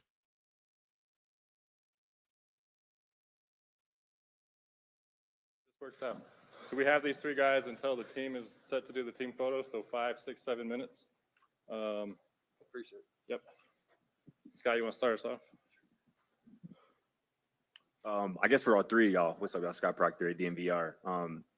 The impact for each of you guys, what it's been like working with Byron Leftwich, and the impact that he's kind of already had on you guys working with you as long as he's had so far. I mean, with Coach Leftwich coming in, he most definitely helped us just all together as a group, as a unit, with practicing better. I feel like every day, I mean, when I'm going, he got the other quarterbacks standing behind, going through progressions, reading the defense before the play, and vice versa. So just him coming in and showing that how much he's like he hasn't been here. He's just now coming in, and it feels like he's been here the whole time. But we know he got things going on with his son and wanting to spend time with him and all those types of things. But we really appreciated him the time while he's been here, and we're looking forward to him coming back and helping us more. Yeah, no, I would say the same thing. Definitely cool having Coach Leftwich there, just knowing that he has the past NFL experience as a quarterback and being a black quarterback at that, just knowing he can give us his point of views and from his experience and things like that. It's hard not to try to soak up as much as you can. Hi, guys. Nikki Edwards, Independent. For all of you, Coach Prime said that this offense is going to be completely different. We've heard that both Caden and Julian, you guys have been – there's no specific quarterback battle. You guys both provide really good facets to an offense. When you guys are talking to Pat Shurmur, what are your conversations like with him and what he's maybe designing, what the playbook looks like? How does it feel different, Ryan, for you, and how does it feel different from your previous schools and learning this offense? I mean, from my previous school, we was most definitely a run first, triple option type of team, and just coming here and coaches seeking in on, of course, on my old film and everything that I'm more familiar with. They're putting in these little plays designed to where I previously came from, and of course, with me being in, like they will call maybe 2 passes and 2 runs with me, then Juju will go in and it'd probably be all passes. So he's just putting us in certain situations that he know that we're comfortable at doing, and I feel like he's been doing a very good job at it. Yeah, I'd say coming from the past team and being with Shurmur for the past few years that it's definitely changed a little bit. I think it adapts to the players. So obviously we had Shadur and that whole offense last year, and I think it's going to adapt a little bit this year and change to what we're good at. Hey, this is for Julian. Brian Howell, the Daily Camera. You come in, obviously, a lot of confidence and a lot of talent. And, talked to you at Big 12 Media today and how confident you were. But can you talk about learning from the guys to your right here? Caden's obviously been in college a long time, and with Ryan being in this offense and this team the last couple of years, how much have you learned from these guys? Honestly, I mean, I've learned as much as I can. Like you said, Staub has been here for a while, so trying to sit with Staub and learn the plays a little bit, just because, I mean, honestly, the college playbook is a lot deeper than what high school was. I'm not even gonna lie. So Staub helped me a lot with that. And K-Salt, he's had his own experiences with college and life things. I mean, I think me and Caden talk more about life than football, which I think has actually helped us build a better relationship off the field, just because, I mean, quarterback battles or whatever quarterback battles are going to be. So just trying to keep it friendly and keep it team related. Liam Howard, Skill Buff Sports. As you guys have worked together in this quarterback room, what about the relationship that all three of you have formed together is unique to this team compared to previous quarterback rooms you've been in? Me, honestly, I feel like every quarterback room that I've been in, well, at Liberty, we was also a tight quarterback room, but being here, I mean, we're still a tight quarterback room. Of course, me and Juju were the new guys. It was Staub, Dumb, and Colton them before. Well, they're still here, but I feel like since I came in, it's been nothing but love in the room. Everybody's competing, everybody's out having fun, and I don't really think at practice we're thinking about the competition while we're just thinking about going out there and doing what coach wants us to do, and that's complete passes and keep the ball moving forward. But yeah, overall, I feel like it's a tight quarterback room. Of course, we got the old head and the young end, then we got the vets that been here and been playing behind the system. So we're all just coming in. We're just all having fun with it. This question is for Ryan, Adam Munster Tiger, 24/7 Sports. You've been here the last couple of years. I'm curious what you've seen out of the offensive line this preseason as compared to maybe those previous couple of years. Coach Prime was just in here praising those guys through early camp. How much better is that group? Man, this is one of the best looking lines that I've seen since I've been here. I know we have an emphasis of wanting to run the ball. I think we will. I think we're gonna have a lot of time back there from the quarterback. So the line looks really good. Patrick Dawson, School Sports. Ryan, obviously Caden is the senior in terms of age and total experience, but you're the senior in the room in terms of time in Boulder. All the narratives have been about the competition between Caden and Juju. What's kind of your role been as that senior quarterback in the room in terms of Boulder experience? Yeah, I'd say my role is just to be the best teammate I can be, help these guys grow, help the room grow as a whole. I think the team moves as our room does. And shoot, my role is just to be ready. If my number's called, I'm gonna go out there and be ready.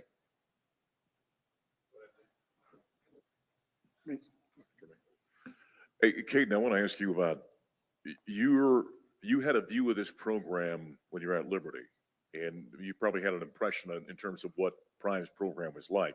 Now that you're in it, how different is it, the reality of what you face every day compared to what you thought it was going to be before you got here? I mean, yeah, it's tremendously different. Of course, at Liberty, where it was more so of the smaller D1 schools playing in Conference USA, games not fully sold out. Away games not fully sold out. I mean, they brought the fire at home games, but just being here, it's been a lot of different things going on. Just being here with Coach Prime, being here, the lights, the players that we have here, the coaching staff that we have here. I mean, we got 3 gold jacket coaches that's been here, just learning from everybody. We got a lot of coaches that's been to where I'm trying to go, and we have coaches that's played and coached at that level. So, I mean, I'm just sinking in everything that I can from the coaching staff before I head off next year to hopefully make it to the NFL. Mark Kisler, Denver Gazette. Julian, you just said that you and Caden talk more about life than football, maybe. When you've done that, what have you found in each other that you like or that makes you think this guy's all right even though he's trying to win the job? Honestly, I mean, he's a great guy. I mean, I met his whole family. I mean, his brother's on the team too. It kind of reminds me of my own family. I mean, seeing how his mom and dad move around together and just his relationship with his siblings and things like that. I mean, he's been in college a lot longer than me. So just seeing that you're still able to be around family and enjoy your time with your family and still have that connection while you're off the field is definitely cool. Yeah, for me, Juju he reminds me of the younger me when I was coming into college. Although he came in a year before me, I went in senior early enrollee, not skipping my whole senior year. But like he said, just the family thing, most definitely. I see how tight he is with his pops. I met his pops before. Haven't met any of his siblings, but Juju, he's a real funny guy. Sometimes he do things and you got to remind yourself like he's a 17-year-old kid. So at the same time, he's a hilarious dude. He's fun to be around. He's a competitor. He throws the ball with so much confidence. He goes out there, practice hard each and every day. I don't think he look at it as he's the vet. They're going to give him the job. He comes in and work every day and compete, and just he's trusting the process. Really, for whoever would like to answer, wondering if you could speak on the wide receivers room and just who has stood out to you in that group so far. Yeah, I don't want to point out a specific player because there's been different groups and different personnels going in with fall count, with getting everybody reps. But I feel like most of the receivers has been going out and doing what they're supposed to do. We do grades every day after practice, and most of the receivers receive 4s and 3s. 3s are average, but 4s are ready to play. And I feel like they're getting better each and every day. There might be that one day where they did better than the day after, but I feel like every day they're going out and competing and just doing the best that they can do and handling the different personnels and the different motions that coaches is throwing out there, with them knowing that I'm familiar with a lot of motions and things like that. So coaches have been putting in a lot of different motions and so on. So just handling everything that coaches throwing at us with the different installs that we put in every day, and just I love it. It's one of the best receiver rooms that I've had been in college. Well, it's the best receiver room that I have been in college, and the depth that we have is amazing. We got depth on the outsides and depth in the slots, and also got a running back that we can also use out at receiver, DT. But it's been amazing just going out and working with them each and every day. No, yeah, we got some dogs. Point out a couple names. The list goes on, but Omarion Miller is going to be our dog. Joseph Williams, Dre. We got Zach Atkins, a tight end, who's going to be good. And again, the list goes on. It doesn't stop there, but there's definitely some dogs in that room. Oh man, I think it's pretty obvious about the targets we have. He just mentioned a bunch of them. We still got Q for 6 back there, high school national player of the year. What can I say? And then, like you said, the list goes on, but it's definitely going to be some guys you can feed the ball to. Q for 6. You got him. Q for 6.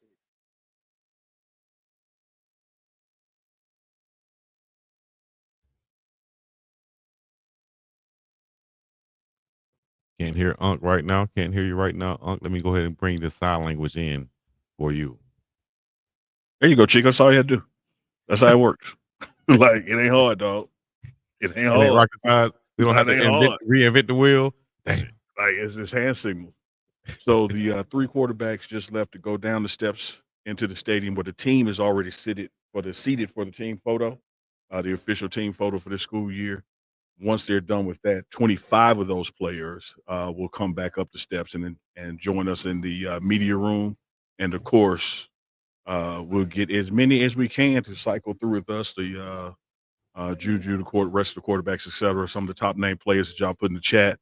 That was so long ago, Chico. So once again, y'all put some names in the chat of those 25 players or players that you would like to see us interview on the morning run, and we'll make sure we grab those guys because we want to please the chat, because the chat is so pleasing to us. Yes, indeed. Shouts out to everybody with the super chats. We're going to start. Hold on. 1,300 in here, but only 500 likes. Come on, dog. 1,300 watching. Happy birthday, Coach Prime and Baby Snow. Super chat from Miss Bell. Let me see it. Miss Debbie Garcia, who said she missed the show last night, but she was able to catch it at 4 a.m. this morning. As Shannon said, resume me for 31 teams up in this thing. Ocho.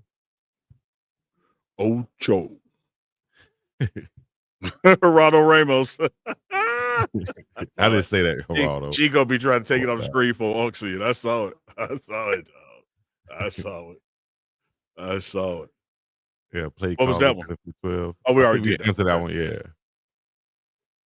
Shadur definitely going to ball out tonight. Yeah, man, we thank y'all. Put your super chats right there. We'll make sure we get them in. Once again. Unc, Big Dog Chico, Dukes the Scoop, live and direct right here. My favorite young man, Unc and Chico. Thank you, Miss Crystal Wise Williams. You know, trying to continue to bring this to you. I want us to keep bringing it to you. We're going to keep bringing it to you. I like that how D, like what I've seen from O at practice and Q for 6, you know, as the quarterback said up there, of course, quarterbacks love having great receivers as options. But we are talented on the outside, on the inside, talented with speed, talented with guys with what they can do with yards after the catch and making people miss. And I'm telling you, with the addition of Marshall Faulk, don't sleep on these running backs being involved in the passing game out of the backfield, which was something Falk was known for in his career. He tell you he didn't count carries, he counted touches. And so he's going to make sure that these backs, two formation backs, having motion in the offense, there's going to be a lot of different looks this year compared to the past years. Because as we said before, Chico, when you got a Shadur Sanders and you got a Travis Sanders, you got to keep the balls in their hands. Pause. Now that they're gone, you get to spread that around some. You're going to see tight ends, you know, involved. You're going to see running backs more involved. And no one is shying away from that. You know, it's not like somebody's emailing the playbook around the nation, but Coach Prime, Coach Shermer, Coach Falk, they've all said, we're going to run the ball. Yeah, and they have the running backs that we've seen highlights on Well Off or Reach the People with them really making big plays, whether it's Price, whether it's Taylor, Hayden, or even Micah Welch. All four of those guys been making plays. Y'all put y'all favorite wide receivers in the chat too, because we got some dogs at the receiver position, as Juju and Kaden and Stockard pointed out. And guys that they didn't even get to name really been making plays. Shout out to Isaiah Hart, big catch the other day. Cam Michael get well soon and get out there and make some plays also. I was looking around for Terrace, see if he could, since they're in the stands for the photo, he could take that back out there. Oh, there he is right there. Terrace. Yeah. Also, Q for 6, he mentioned. Q Gibson, shout out to him. Big time ball player. Number one, what was it? Texas High School Player of the Year this past year. You don't have to stay long, but you could take that back out there since it's showing what's happening now. Omarion Terrace is going to take Miller. the other camera out there so you can see the team in the stands. The staff is now filling in around them. So a couple of snapshots, and they should National Player of the Year. Appreciate that love and liberty. Oh, now. Sincere Brown, Gibson, and Draylon Miller.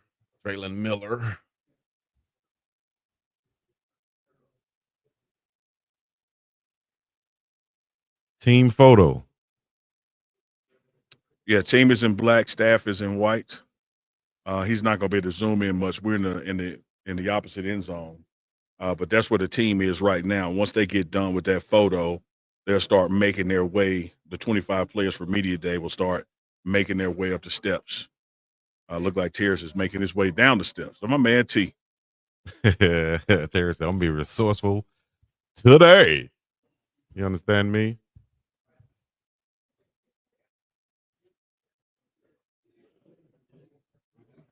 That was a plug that I didn't have to give right there. But shout out to Man, I was going to talk to you off air about it.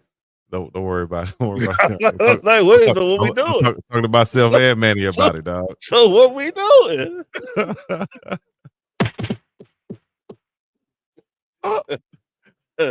7 p.m. Eastern tonight, right? Shadur Sanders playing. Yeah, 7 Eastern, 5 Mountain Time. The Cleveland Browns take on the Carolina Panthers in Carolina. So matter of fact, that's right around the time that team meetings are wrapping up here. So I'm sure the cafeteria again will be watching that game as they have dinner and conclude. El Anissa, 1999 Super Chat. Thank you for the exclusive content, Unc, Chico, and Dukes. TMR is the only CU news I trust. You better say that. Martin Luther Dukes. That. 09 Martin Luther Dukes. Shout out to Goonsville Clothing.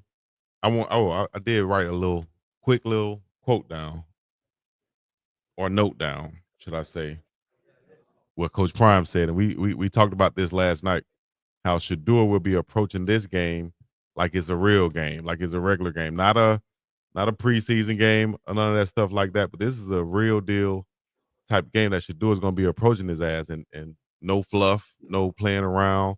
He's going out there to do his best and to put on the show for the people. And that's what Coach Prime said, that he's been basically coached for his whole life to deal with this type of pressure in this situation. You know, and to make the best out of his Shadur opportunity. and Coach Prime are the kind of guys, as athletic as they are, they failed recess because they don't play. That man ain't going out there talking about no damn preseason game or no scrimmage or practice. Man, they do everything to win. Man, I don't care if it's spades, tonk, badminton, hopscotch, Uno. They do everything to win. So you're damn right Shadur is going to take this. He gonna play tonight like it's a Super Bowl. Right. Yes, indeed. Can't wait. Well, we have a few other players that's going to be coming up. Media day. How long media day will last today, Unc? Man, it's gonna last till Uncle Chico say bye. No, I mean not us. I mean for like the actual event. Ask me again. Don't even worry about it. I don't even think I should ask. You know you're gonna get the same answer. Well, I mean, because Chico, from a technical standpoint, he hadn't even started yet. The 25 players hadn't come up here. If you can see the room, there are media stations around. No one is live like us. If you can see the room, there are media stations around to interview players and spend time with them, and they're gonna move from station to station. That part hadn't even started yet. Right. So if you're watching the morning run and you're waiting on things to get going, won't be long now. And just hold tight, because right next to me in this chair, we will have player after player after player for exclusive interviews live.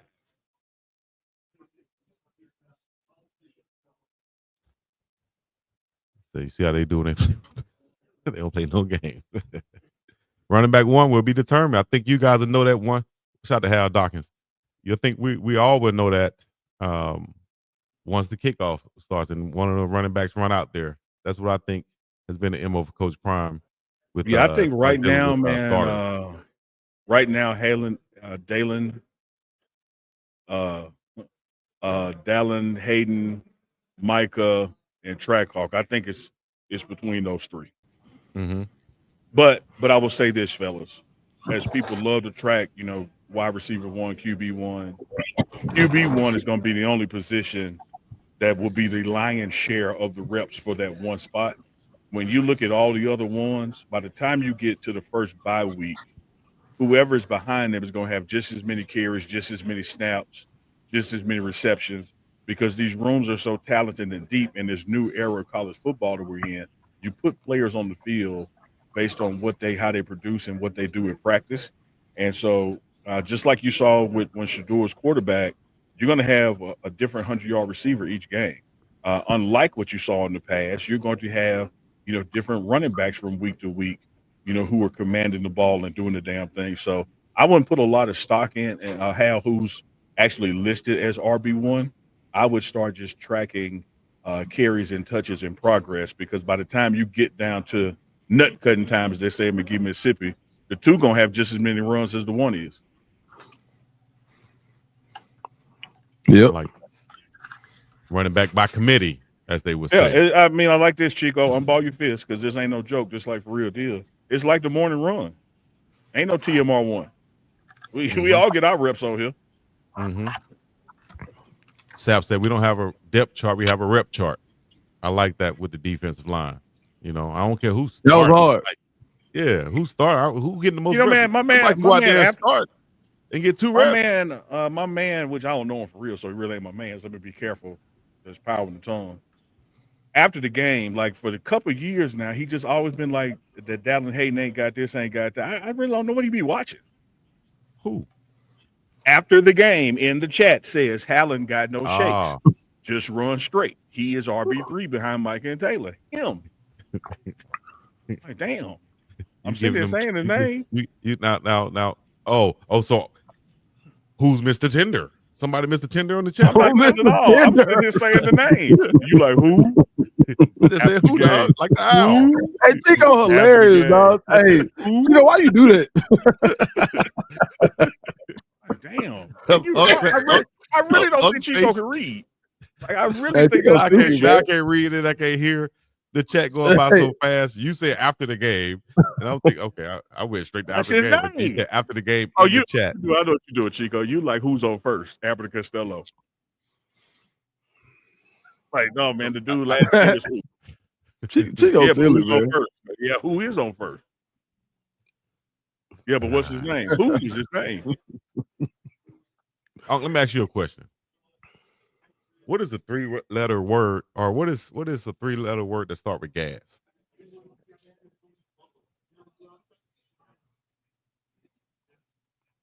Gastrophe?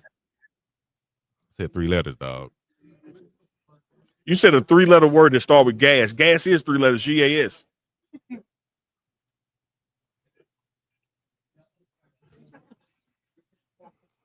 got the answer, Dukes? Chat, y'all got the answer? Damn, nobody got the answer. What? Hat? Because H is hydrogen?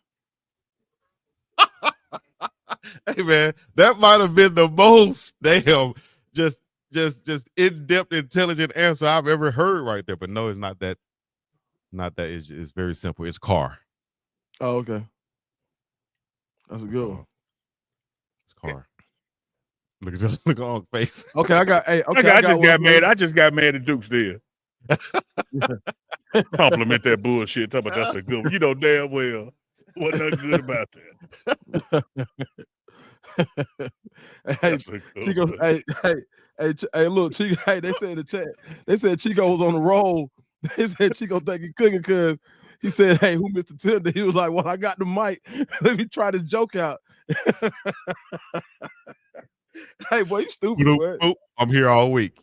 Shout out to Chris Evans. His comment, the chat is rolling it down. Shout out to Chris Evans. Says Dallin him. Remember his high school days in Memphis. I remember him well. Christian brothers. See. Memphis 10. Hold on 1 second, y'all. All right, Chico, I got one for you. You ready? Dad joke. Hold on. Make sure I get. All right, there you go, Duke. My bad. You ready? Dad joke. Hold on, Unc. First guest, George Seaton is here. Wow. Big time. Is it on? Put the other camera up, Chico. There we go. There you go. Time. Take this one off. There you George go, Chico. Seaton. I'm working. I'm getting there, Unc. We got Jordan Seaton in the house, man. Coach Prime had a lot of questions directed to him about you and your performance this offseason. They called you the franchise.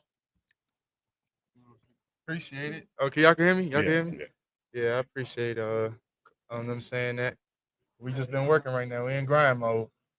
Yeah. What are you looking forward to most about this upcoming season, man? How many yards we gonna get per carry? So you want to run block? Yeah, we run the ball this year, and I'm very excited for it. We got 4 or 5 good backs that can all tote the ball, and it doesn't matter who's back there if we do our job up front. You know what I'm saying? You can run off. Oh, you got a hell of a line if I can run behind it. Yeah. Deuce Chico, y'all got a question for C? We got Juju up next as well. Seaton, Big Jordan, I just want to ask you, what kind of was the thing that impacted your weight loss and your body transformation the most? Was it extra work? Was it diet? Was it nutrition? What helped you make the transformation that you made in the offseason? For me, the offseason was more so a mindset thing. Just going in and, not thinking so much of, I got another year, rather focus on it now, so then when it's time for me to be a draft eligible guy, I look the part and play the part. So it's just more so just not waiting till the last minute to turn on the switch and do it right now. Nice. Dukes, last one for him. I'm not sorry, Dukes Chico. Okay, I'll get one. Jordan, you got a breeze? Yeah, man, I'm trying to get right. That boy said, what is it? The braids? try to get right, dog. Try to get right. Try to channel my inner Jordan Seaton. You know, maybe I get some hang time one day. You know, but give a shout out to some of your newcomer offensive linemen, man. That's really been making an impact this season. I'm gonna start off on my left guard, Scoop Xavier Hill. He plays next to me, so me and him, we've been grinding. We've been building the connection, and we're almost at a point where we're on the same page and we don't have to talk about it. So I feel really good, really special about him. But not only him, the center Z, the right guard Zai. All five of us right now are really, in the whole group, we've really just been gelling and really been building that connection to where we're all one. Yeah. Zari McGill, Zy Chrysler, Big Yes. Xavier Hill, all of those guys, man. Shout out to them. Big Xavier Hill. Yeah. See, we're gonna let you work the room, man. Yes, sir. Thank you, guys. Franchise, we appreciate you. Appreciate y'all for having me. Yes, Appreciate sir. you, Jordan. Peace, y'all. Hey, got Juju coming up next. Gonna let him get the headphones on. What is it? The braids? It was actually Now this next guy don't have no braids, but oh Lord, he got the Troy Polamalu hair. He could easily have the braids if he wanted to. What up, Juju? What's going on, everybody? How you doing? How you doing? Unc, you can kick it off. Ju, man, once again, early arrival, true freshman in the place. But Coach Prime has selected you for moments like these, just like Big 12 Media Day. How does it make you feel to be here representing the team again? Yeah, no, it's a blessing. I mean, Speak up a it's bit. definitely a blessing that Coach Prime trusts me enough to come speak on behalf of the team. You know, even through the quarterback battle and all the things going on. So it's definitely hard not to look at the bright side. Your homeboy Dukes from the ATL on. Dukes, what you got? Jules, what's going on, Ju? What's going on, fam? Hey, listen. What was it like for going to an athlete's first elite weekend for you to be able to throw the ball and work out with all the professional players that you were able to interact with? Honestly, I mean, I've been doing that for a while now. It didn't feel like it was anything out of the ordinary. It's definitely a blessing being surrounded by all those pro guys and just trying to soak up as much as I can on weeks like that. But honestly, it felt kind of normal. All right, so I'll make it a two-part question. From the time I think the first time you went, you were what, like 14 or 15 maybe? It was like eighth grade, in the eighth grade, I think. Yeah, something Yeah, like that. yep. So what's the biggest change in you from then to now when you're still playing with this elite level of competition, really not even competition, but being around such elite guys? What's changed for me? Honestly, probably my understanding of ball and of course tax brackets. I mean, you understand football has been changing, and now we can kind of hang around the NFL guys a little differently because I mean we're moving around with a little bit more money. But I mean, understanding ball, asking more questions. I mean, not being as shy because I feel like more people kind of know who I am now. I mean, not everybody, but definitely a little bit more confidence. No, for sure. Ju, what's up, man? You know, I like to give the other guys a little bit of shine. So go ahead and give a shout out once again to your wide receivers, the guys who've been making some plays out there so far in camp.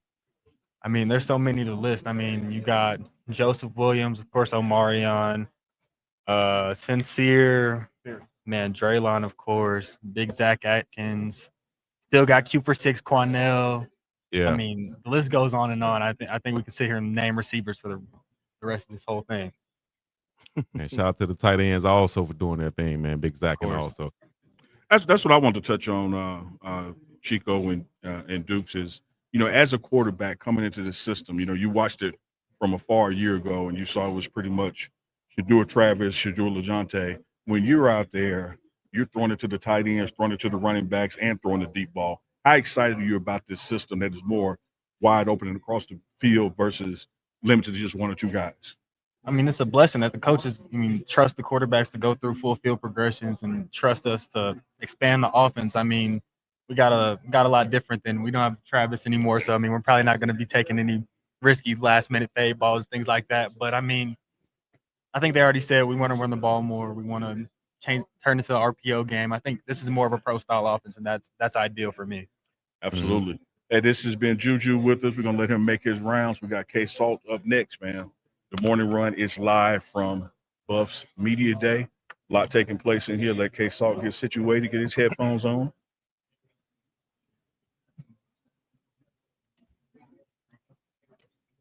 Oh, Juju got a little head.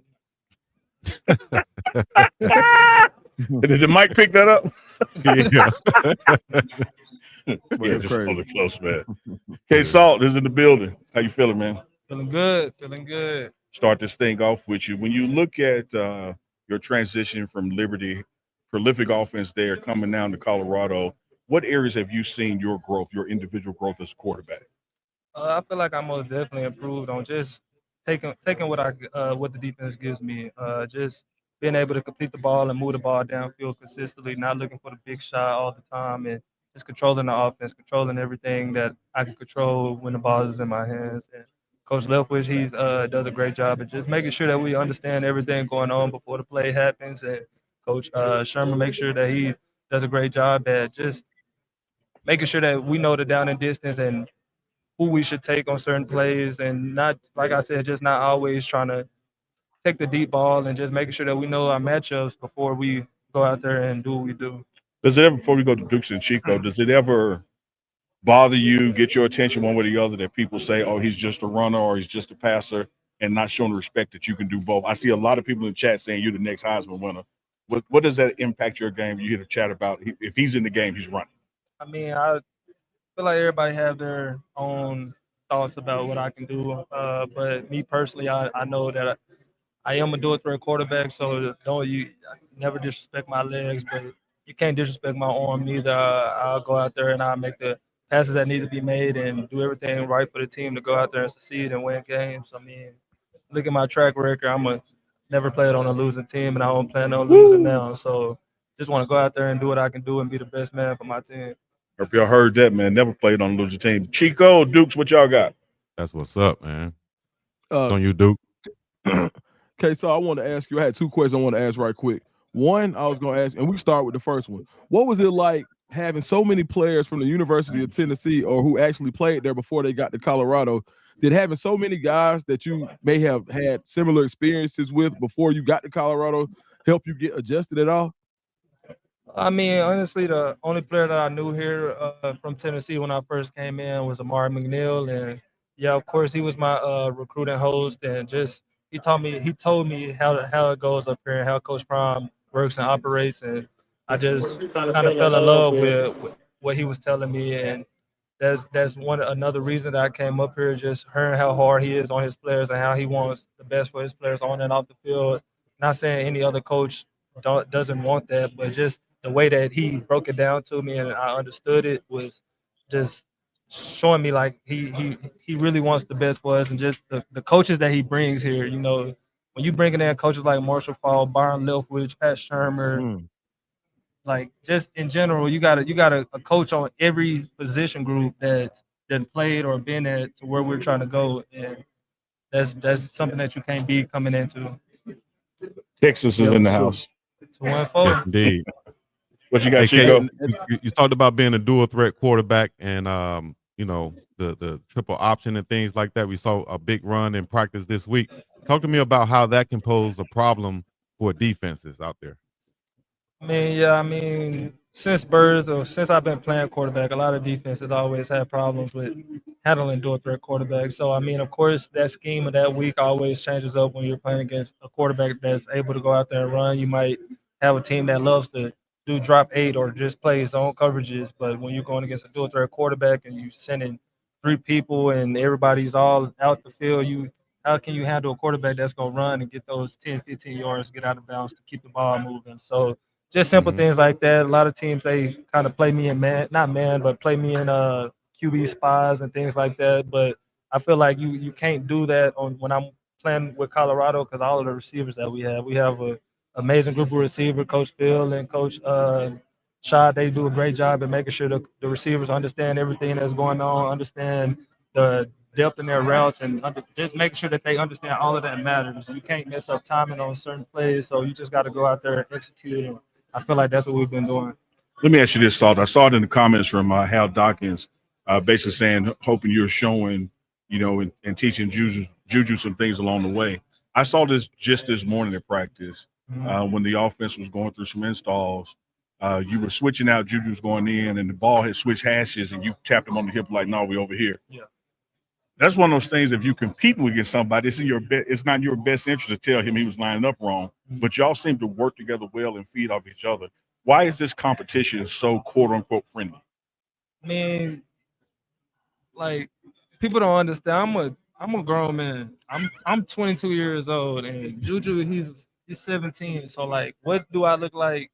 Not coming in and helping him out. I remember when I was a 17-year-old kid coming into college, and I didn't have those older people to look up to and to help me out in my room. So I just want to make sure that no matter what, this is where I'm at this year, and next year I'm done with college. So I got to make sure that it's left off with somebody that's knowing what they're doing and control, that'll be able to come out and control the offense. So, you know, the competition is very friendly with us. He's, like I said, Juju is a kid, and I'm a grown man, but I also can go out there and play around and things like a kid. Still play with him. You know, I'm still got my childish moments out there on football field at practice, such as everybody else do. Like you see Travis Hunter out there in the NFL dancing and trolling around. But yeah, I mean it's a great friendly competition, and Juju he's an absolute dog. So no matter what happens, the team is in good hands. I'm going to work on an NIL with you. We're gonna get a K-Salt 3.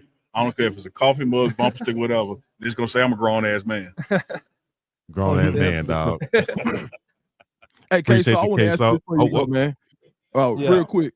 Man, I think a lot of people don't realize after you had that crazy season where you went for 3,000 and 1,000 at Liberty, and then the next year the numbers didn't look the same, but you was basically hurt that whole year. Does it ever bother you that people they never mention that when they talk about your second season or that season after that crazy season? Nah, I mean everybody got their own opinions. Like I said, I just gotta go out there and prove them wrong. Well, I prove myself right because I don't gotta prove nothing to nobody. Everybody who's seen what I can do and knows the potential that I have to be, just like I said, I just gotta go out there and be me. I know how I can play, and I understand and know what I can do out there on that football field, how I can provide for a football team. So I just gotta continue to go out there, keep working, and striving to be the best that I can be for my teammates on and off the field. Okay, Salt. Appreciate you stopping by the morning run, Big Dog Chico and Deuce Scoop, man. Much love to you because you're a grown Chico. Stop playing little boy games. You talk to a grown ass man up here. Hey man, appreciate your K-Salt, dog. Appreciate y'all. Do your thing this year. We got another guy coming up. He was in the chat. The people was asking for him. Chico, I might have to slide over some. 92 is in the building. Yes, indeed. Montgomery, Alabama. Gumptown in the building. It's good, man. How's it going? Going great. Go ahead, Unc. 92.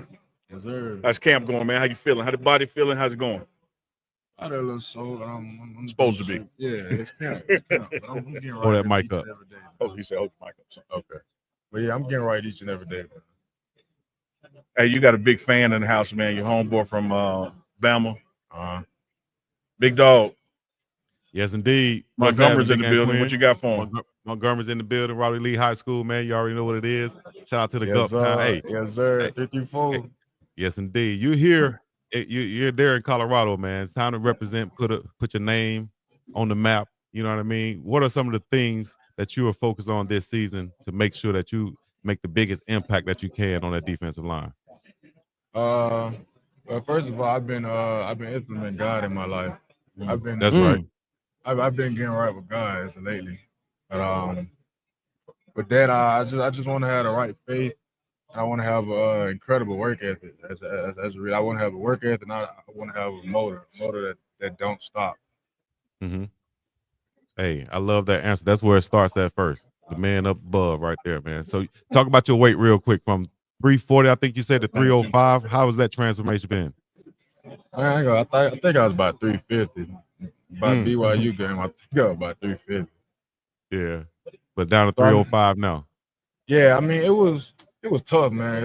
You gotta let go of the stuff that you would eat every day or every other day, and just really go to greens, really cutting down your meals. So in the beginning it was tough, but as I started to see progress, it really got easy. Because at the end of the day, I know what I need to do. I know what I want to do. So it wasn't too bad. Big Barnes, let me ask you this. You talk about when you start seeing the progress. I've seen that same thing out there with the coaching towards you when Coach Pecco or Coach Sapper coach you and you see how it works, like you Yeah. get more fired up about it and start implementing it. Talk about how those two coaches in particular really impacted your growth and development going into this season. I mean, it's amazing, man. It's nothing but knowledge in the room with Coach Sapper, Coach Pico. It's nothing. It's literally nothing but knowledge every day. So I mean, I'm really taking what they say to me and just trying to use it on the field as much as I can. But I mean, both of them have done it. I know what they're telling me is gonna work. But why wouldn't I try it? You know? Right. Hey, Barnes, I wanted to ask you. I wanted to ask you about Madhouse Fitness. So one of my good friends, Tracy Varner, has been talking about you for a long time. There's a lot of great talent that comes out of that gym.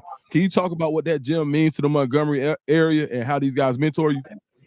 Man, that means a lot, man. Like you said, a lot of great athletes that come through Montgomery went through Madhouse. Like it's big for the city, man. It's huge, man. Like especially like you just want to stay out of trouble. You want to work out. You want to go work on your craft, man. Madhouse is the way to go. Sure. Now you know we neighbors, Alabama, Mississippi. I had to get on Chico ass all the time. Yeah, I got about now big balls. I got about 9 dudes from Mississippi in the building. You gonna be that pipeline to Alabama now? We get double digit Alabama players here. Oh yeah, most definitely, yes sir. Yeah. So why is it important for you to represent the crib like that? Cause I mean, man, not going from. There's not much you can do besides, do illegal stuff or play sports, Yeah. I mean, it's really big to me that I show the people where I'm from and the kids that it's more to do than being in the streets, Like you can really go pick up a ball and do something with your life, you don't even have to pick up a ball. Like you can be in school, like you can do anything, Mhm. And that's really what the message is at the end of the day. Like you can do anything you put your mind to. Right. And we saw the message Wallow and Gilly gave you guys out there. Can you talk about how that could impact you and like moving forward? Because Wallow said that, hey man, you guys can take this football and change your family's lives. You might not have another Right. chance for another generation to do this with the opportunity you have. Talk about that and the message that Wallow gave you guys out there the other day. I feel like the message he sent was deep, man. Because I know it's something a lot of us need to hear. I know a lot of us feel like we just have time, but that's not the case. You have to get it right now. And you don't have any time to wait. You got to go get it, man. Because we here for a reason, bro. Whether that's to take care of our family because we love this game. Everybody's here for their own reason, man. And you got to get to it, man. So I really appreciate what they came and told us. 100. I have Barnes, we're one more gonna let you. question I wanna ask you. Real quick, I just want to ask you this: Jaheim Otis came from Alabama as well, and you also transferred from Alabama. Is there anything that were there any similarities between Alabama and Colorado? Because people always kind of say that Big 12 plays a lesser brand of football. What is it about Colorado that allows you to know that you're playing the best football that you can? I mean, really just you said what is it that's letting me know I'm playing the best football? Yeah, just like what is it about Colorado where you know that you're going to be able to be seen by NFL scouts? Like, what is it that's special about Colorado that made you selected coming from a place like Alabama? I mean, Colorado is on the map. Every time you cut on your phone, every time you get on social media, you gonna see something about Colorado or players that have came from Colorado, like Shadur, Leonte. Like Leonte just scored yesterday. That's everywhere. He came from Colorado. So and plus the NFL knowledge all around. You really can't beat that. I don't think there's as much NFL knowledge on any staff as it is here. I don't think you can beat that. I All appreciate right, it. Barnes, we appreciate you, brother. We're gonna let you make your rounds. We got Big Q up next, or somebody up next. We had Q. Somebody grab. Hey, dudes. You gotta let me quarterback this thing, Daddy. Hey, I'm out. You ain't got to worry about me. I got Big Cam. My bad. We got 5 players behind us. Okay. And every time we go long, somebody grab the other one. So now we got none because We'll somebody get grabbed him. the We'll two we get had him. on. I had no Shout doubt, but like let's out to one half of the Harlem Heat, Big Anquin Barnes, the Colorado Heat. We're gonna call them Colorado Altitude or something. We gotta get a name for the tag team. Otis and Barnes. bring on Micah Welch from the running back room. Baldwin County. Michael Welch. Yeah. Oh, now to the bowl. Let me ask you a question, Michael, before Unc even gets started. I might be wrong now, but I think I had this right. Milledgeville, Georgia. Oh yeah, Talk that's to me right. about Milledgeville. Milledgeville is a small city. Milledgeville, Georgia. South Georgia. Got some dogs came out of Milledgeville, Georgia. You got Ernest Bonner, great running back in the NFL. Yeah, he's from my city. Yeah. You had last year in the draft, Javon Bullock came from University of Georgia. He won 2 MVPs and he won national championship in the what it called SEC championship. So we got some dogs coming out of Milledgeville. Isn't that where Country Wayne's from too? Yeah. Shout out to Country Wayne. Yeah. All right, that's it for me, Unc. Go ahead. You Country Chico. So it's a Country Way. Micah, I said it on the show last night with Uncle Chico live, and I'm gonna say it on the morning run with you sitting here. Matter of fact, I said it to you. I told you what I said on the show. I said this defensive line, we just had Barnes on. This defensive line has been recruited and trained to stop the run. But this running back right here don't give a damn about that. Like you care. attack. What is it about your spirit and your running style that it doesn't matter how big those boys are in front of you going? See, my mindset when I get the ball is just score. Or if you're in my way, I'm gonna run through you. And if you come to me, I can make you miss too. So that's my mentality. They in the chat saying bowling ball. Bowling ball. Put a bowling ball in the chat. And one thing I say too, Chico, like a lot of people, you look at Barnes' body change, you look at Seaton's body change, it kind of gets lost in the shuffle. Micah is transformed as well. Like, what did you do this offseason? Coach Swayze plan, like they wanted me to get down from 210 to 190, and I'd made that happen in the spring. That ain't easy. I made that all the way happen. So Can you tell the difference? Yeah, I can take way faster, can move like I was out of high school. Got my hammies right. Yeah. Love it. Y'all got it. When y'all see a player, if y'all got a question in the chat, we'll try to get to it. Make it a super chat. We'll damn sure see it. Michael, when you hear these coaches talk about we're going to run the ball this year, and you reflect on last season, what's that? How does that motivate you differently? Because you know opportunities are going to come. Just give me the ball. Like, shoot, I've been waiting to run the ball, man. I know the whole room. We got a great running back room this year. We got Simeon, Dallin, Track Hawk. We ready to get the ball, man. It's a different mindset this year. And we got a great O-line this year, too. So you're going to see us running the ball a lot this year. Absolutely. Chico, you got one, Dukes? Yeah, I was going to ask Micah at Milledgeville. It's you got the running backs. Like when you look at the lineage of Milledgeville running backs, it goes deep. What is it about the brand of ball you guys play right now? Carson Baker's going crazy. He's a 4-star. He's up here now, but I know he's originally from around your way. Yeah, what is it about the running back where y'all from? Y'all cousins? Wow. Oh, Yeah, that's my right. cousin. That's my cousin. Man, you know what? Prentice did tell me that. You're right. Go ahead, my bad. No, they just a different balls because all of us, like especially the younger group, we played growing up with Ball and Bulldogs traveling ball team, and we all been getting taught how to just be dogs since a kid. So that's all I can say about that. There's a lot of good backs, and good players out of Milledgeville. For sure. Mike, we know you got to make your rounds, man. Give some other media. We appreciate you stopping by. Oh yeah, thank you. You're the first running back that's been on today. Oh yeah. My man, Micah. Oh yeah. Now we got up Chico. Y'all don't know he a receiver. I tell him he my favorite receiver. Because he wears the number, the playmaker. He wears 88. He's scared, my dog. Drew Pearson, who gave his number to Michael Irvin, and Michael Irvin gave it to Dez Bryant. Yep. Yeah. So you wear 88. 88. Yeah. I got it. Yeah. McNeel is in the ATL building. Georgia. What's up, y'all?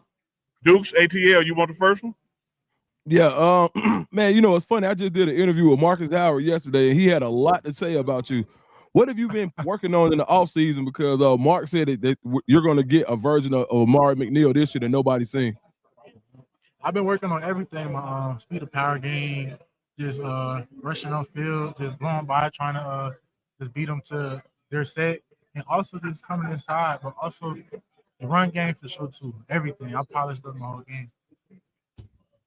Big dog. Coach Swayze is in there getting you guys right. Uncle Neely called him the difference maker. What are some of the differences Coach Swayze has made with your transformation of your body, and how you think that's going to translate during the game? He toned us up for sure. And also, we feel just more explosive and fast. Like, we love to fly around the ball.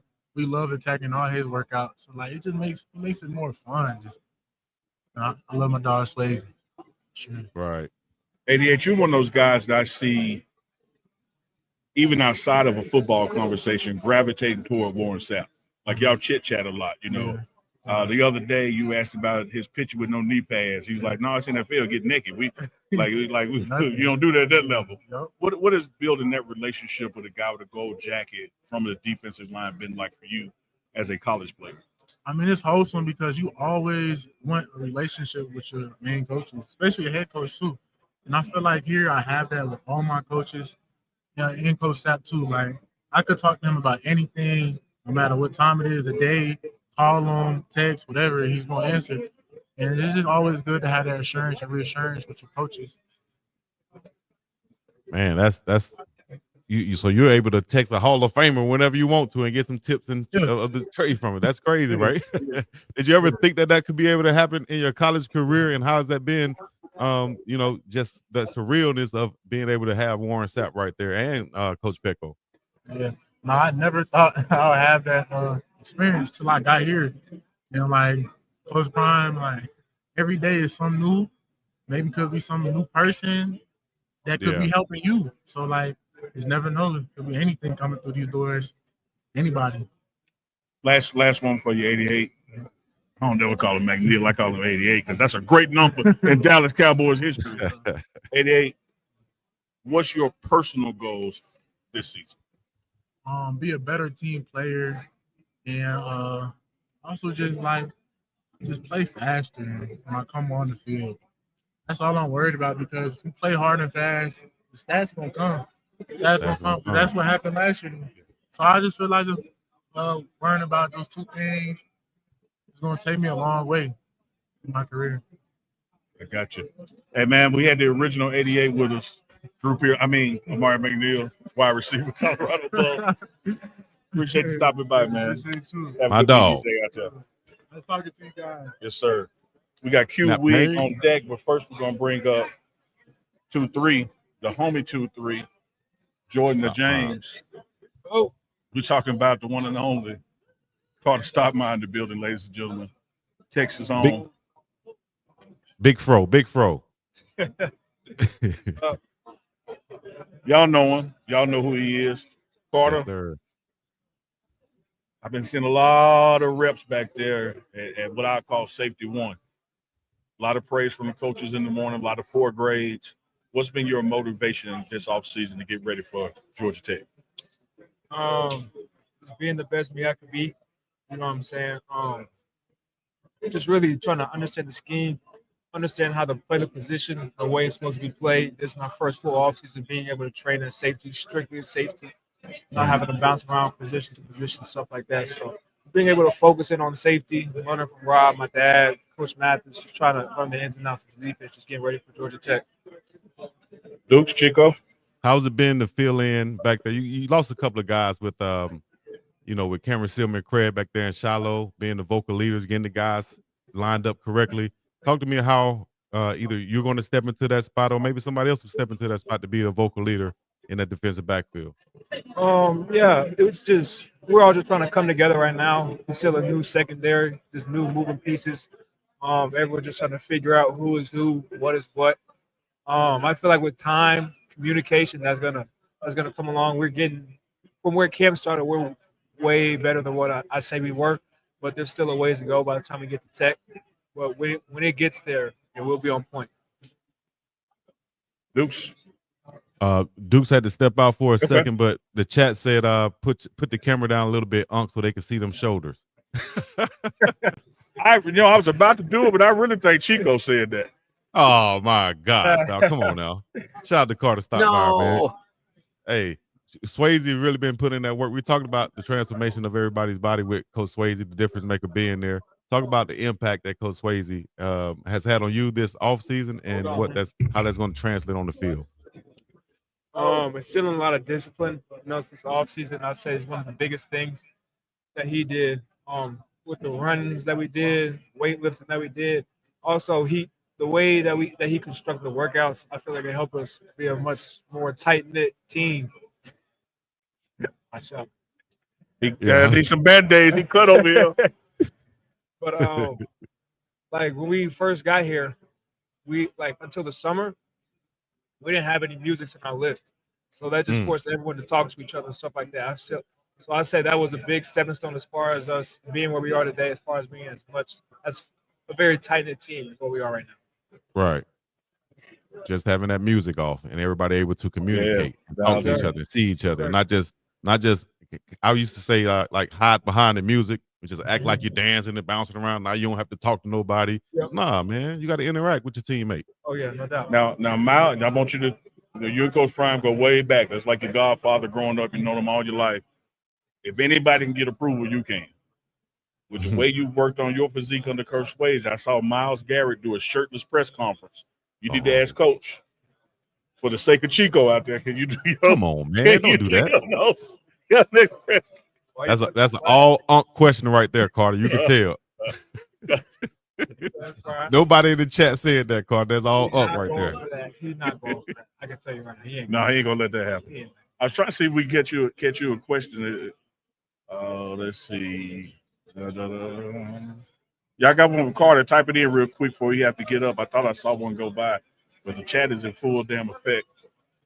Man, I want to ask a question about the other DBs also. Give us some names of some guys who's been working on alongside of you, maybe some in front of whatever. Some guys coming up, newcomers. Who are some guys that's making some plays out there that you're excited to be playing with this season? Tyreek Davis, TD. They're doing balling. They've been getting his hands on balls every single day. Balls. Preston been balling. DJ been balling. Taufik is really he's starting to get a feel for this defense coming back. Wake up, Carter. I'm telling you, it ain't just me, though. Coming from the system that he was playing and just having to adjust to how we run things over here, but he's starting to get the feel for things, and we're starting to become more of a complete secondary. Love it, absolutely love it. Carter, man, we appreciate you stopping by the morning run, man. I know you got some. Well, you've been back that high, man. Go make your media rounds. Yes, sir, you'll have a big season this year. Looking forward to you doing your thing back there at safety. Yes, sir. Appreciate it, Carter. Don't worry about Chico and his antics, man. They got a restraining order on him. This man. Unbelievable. Who we got coming up next, Unc? Who'd you say? Let me see, man. It's so crowded. I saw Omarion walk by there. I saw somebody Price just grabbed walk by. Howell just grabbed him.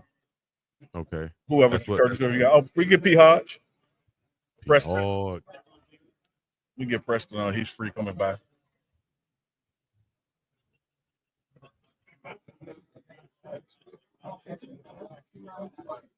Trying to grab when he gets done too. No, you up. Put your headphones on there.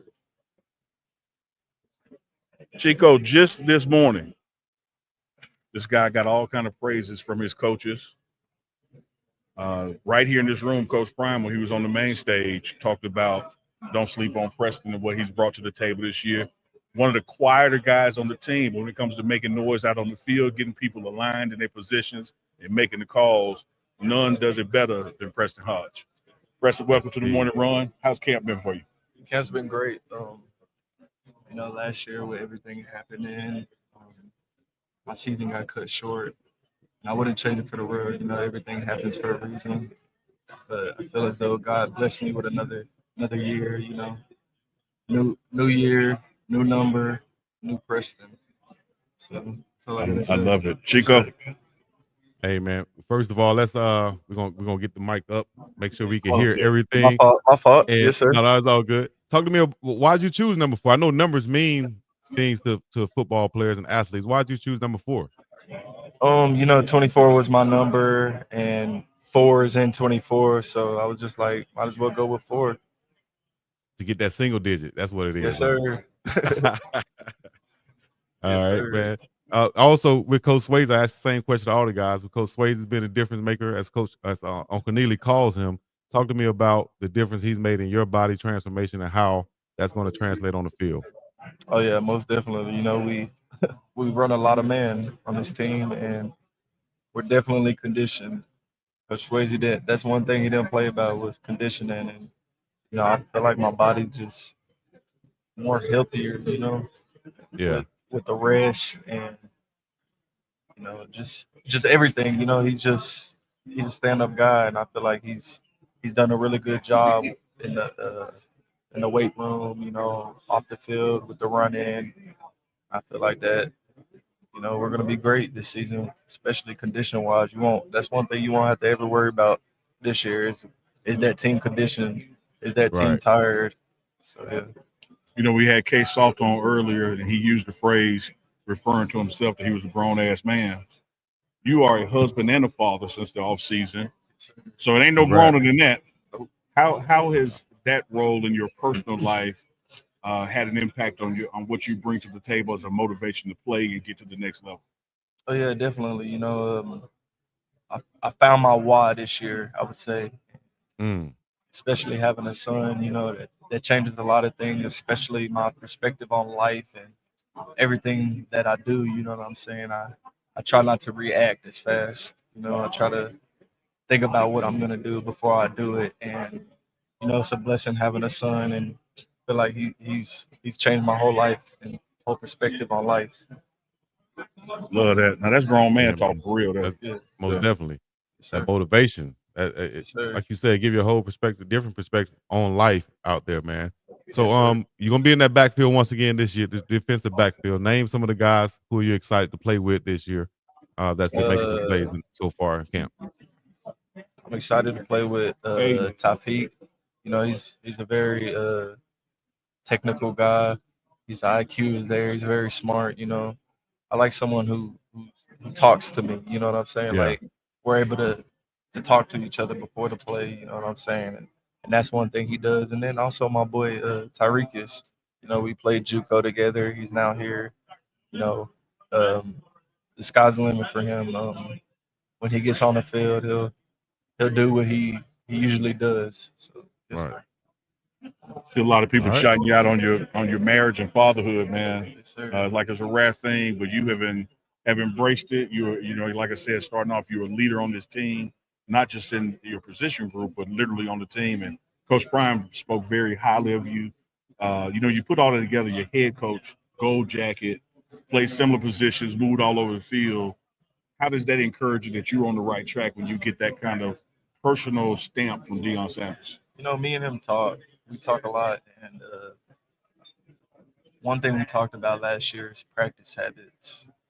And after I got that extra, after I got that news that I have another year, it changed my whole perspective. You know what I'm saying? I knew that the way I practice is the way I'm gonna play, and I've had a great a great camp. Like Yeah. No, phenomenal I've- camp. Yeah, I just feel like the sky's the limit. Like I said, they're getting a new person on that field this year for sure. I'm gonna go ahead and say pause first, Chico, but the man touches balls every day. That's what Every day. the footballs, Unc. Don't Yeah, get too excited over there. He Footballs, what breaking he's talking about. something up every day, every practice. Hey, Hodge, man, we appreciate you. So you got one more, Chico? I was just gonna say I became a fan last year. Believe it or not, you got beat one play early in the season last year, right? Yes, sir. And then you saw they tried to come back to it later in the game, nothing doing. You saw a couple of games later, other teams saw it on film, tried to come back to it, nothing doing. You made the adjustments after that first one, and you never saw that happen again, man. I just wanted to commend you on that. Tell you I became a fan after seeing that. That's resilience right there. Appreciate Shout out to you. Yes, sir. Thank you. Preston Hodge, appreciate you stopping by the morning run, man. Good luck. Have a great season the rest of camp. We got my man 49 up next. Q. Big Q. Yes, sir. Here's a monster right here. We got Thanos in the building. Who you said we got? He ain't had the headphones on yet. Is it Thanos? That's what they call it. Is it Thanos? We got Thanos in the building. How y'all doing, What's man? up, man? How you I'm doing, good. Q? I'm doing good. How y'all doing? Chico, let me Amazing, tell you man. something, man. We have been working our way through these 20, 25 players that are here. And every time we think we're about to get them, somebody else grab them. This man is the talk of the media room because they know the noise that he's going to make this season because they've seen the noise he makes at practice. Q Wiggins in the building. How you feeling, baby? I'm feeling good. Cole, how you? Man, I got no complaints, man. Yes, sir. Blessed to be here with y'all, man. We got a great team. Right, we do. Talk to us about your development from the spring to now, and add on to that your relationship growth with your coach, man, Coach Hilo, who really pours a lot into you. I'd say it started maybe at the end of the season last season. Look good. Yep. I had a talk with Coach Prime. You know, he came up to me one day and let me know that I was on his mind. And then, you know, I had a lot of motivation just coming into this camp. Not my bad. No, take time. Take your time. I had a lot of motivation coming into the spring. That's what I meant. Yeah. And with the helps of my teammates like Arden Walker, you know, he's been a real big help for me as far as my development, me learning the plays, just him being a great overall teammate, not even just a teammate, that's really my brother, you know. And Coach Hilo, ever since he walked into the defensive ends room, he made sure that I was, you know, loved on, cared about, made sure I was heard, you know, and made sure I was pushed every day. Every day in the spring, you know, we worked hard. We worked on everything. You know, we improved on a lot of things, and even transitioning into, you know, fall camp. He's just the same way. You know, bringing the intensity in the room. He has high expectations for me. You know, when people thought I couldn't, you know, figure out the plays or whatever, he made sure that I figured them out fast, you know. I'd say Coach Hilo's been a great helping point for me in my progress. Chico? Hey, and you talked about how Coach Prime came up to you and like you said, kind of put his arm around you, hugged on you, talked to you and let you know what he expected from you.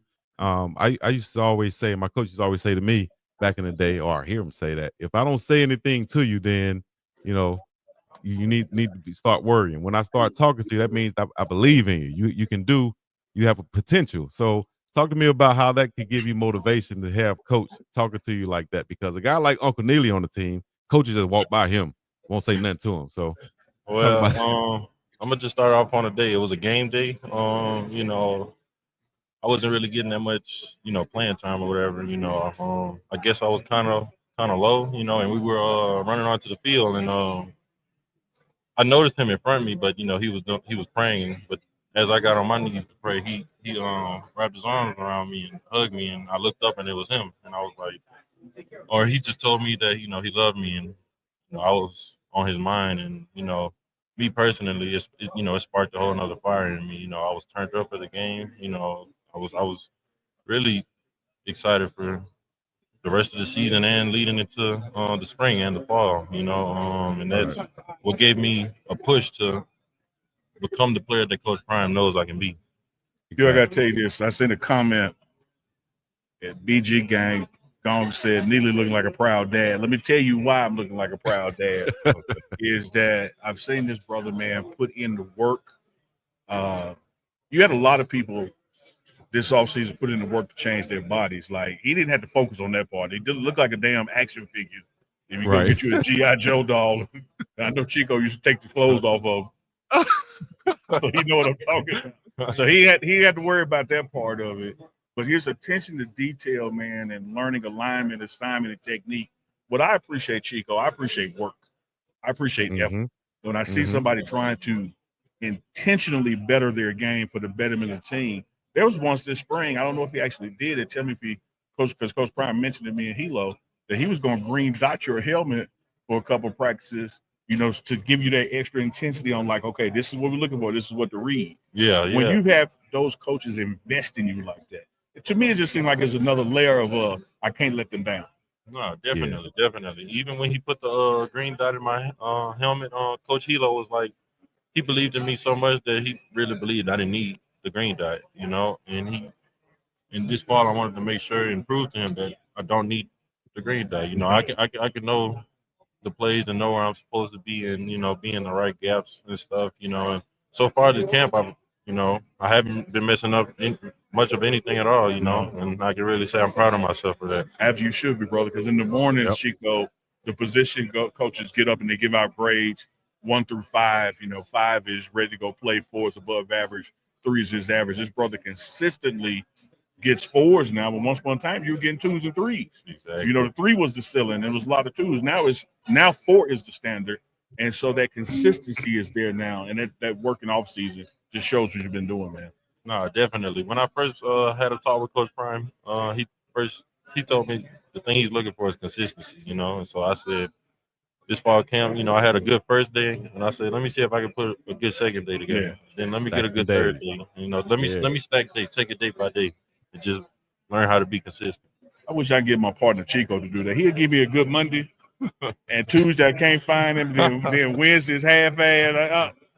He's so hard. They look at me. He's so hard to work with. Yeah, I understand. Q, we appreciate you joining us, man. Once again, do your thing this year. Play with that confidence. Play fast, and we rooting for you, big dog. Yes, sir. I appreciate you guys. Much love. Y'all look for Much love. 49. It might be 49 in the program. It's gonna be number 1 in your heart before the season over. That's because right. He's gonna get to that damn quarterback. Damn You right. believe that. Appreciate you, man. Much love. DJ is doing one. Oh, we got O up next. He's wrapping up one right there. So Miller will be up next, Chico.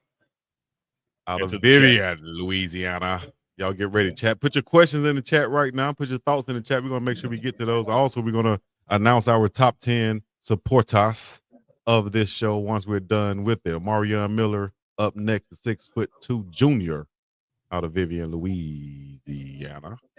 All my Louisiana folks, stand up.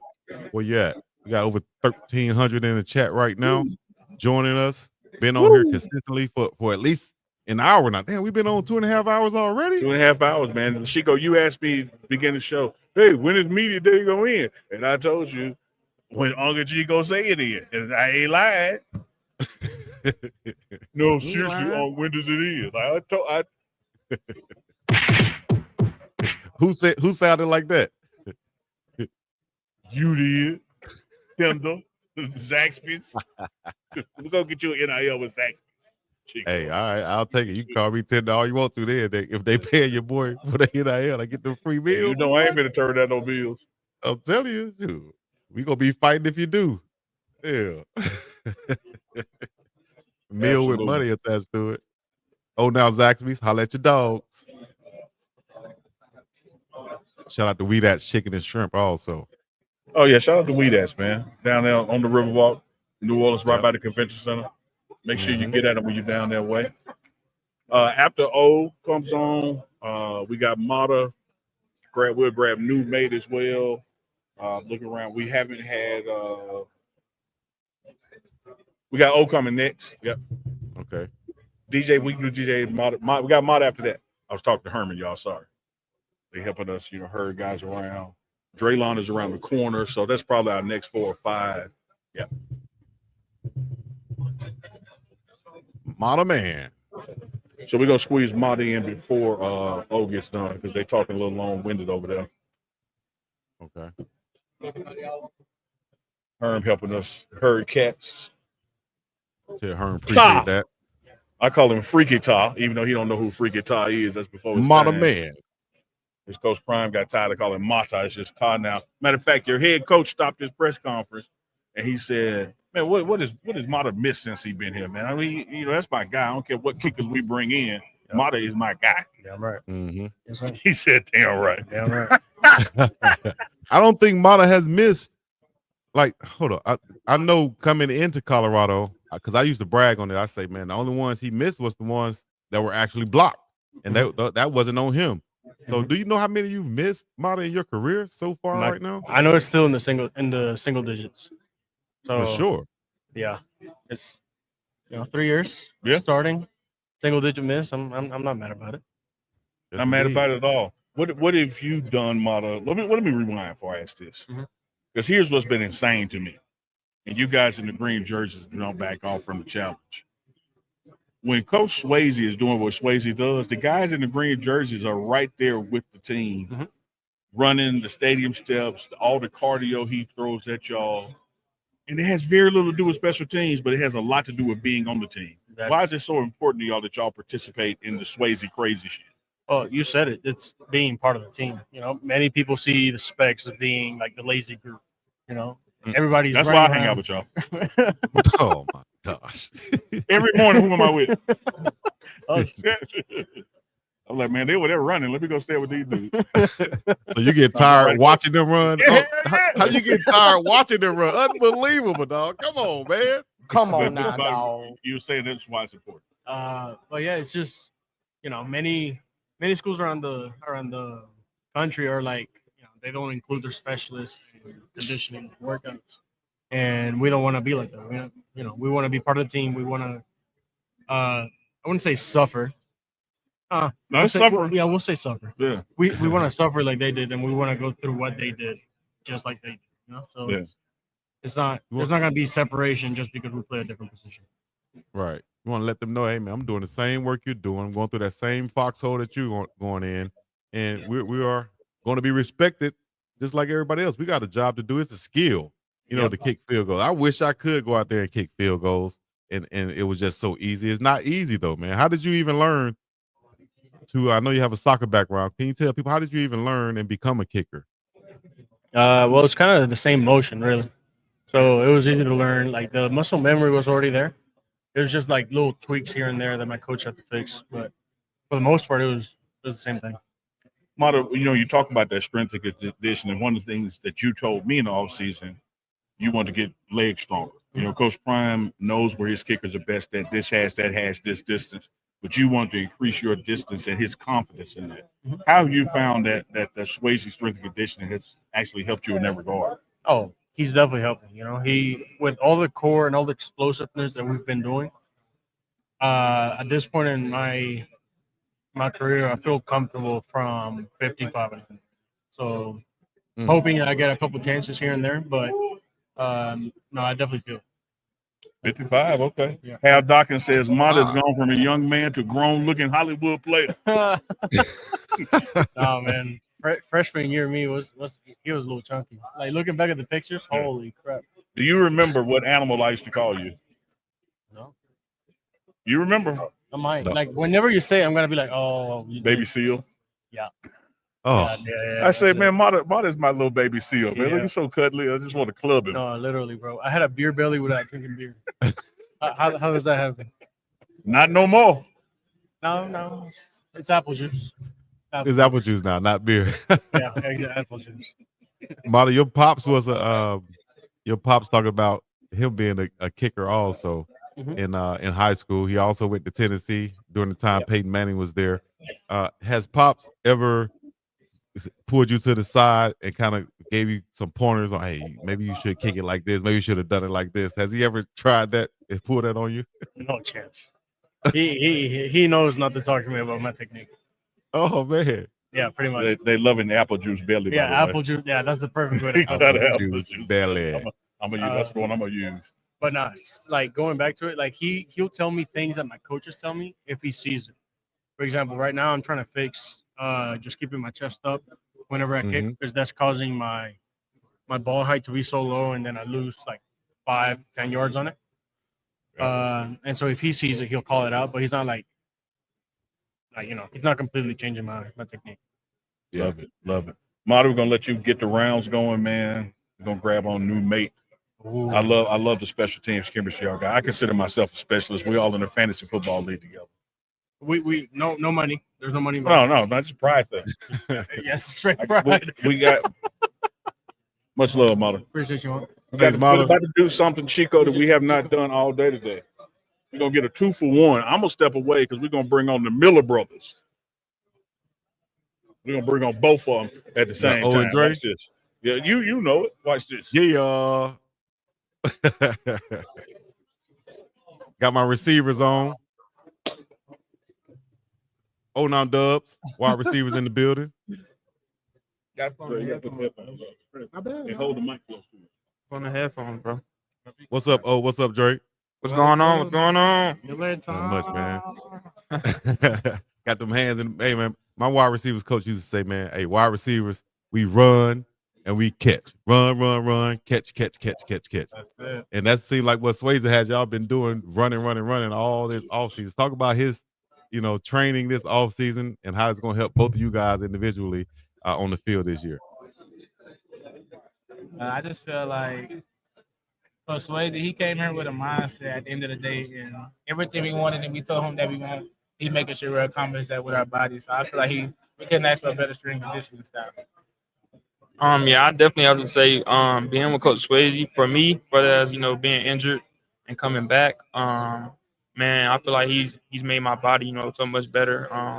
I got more stronger, I got more faster, and my mobility has, extremely went up. So I definitely, he put those things to me.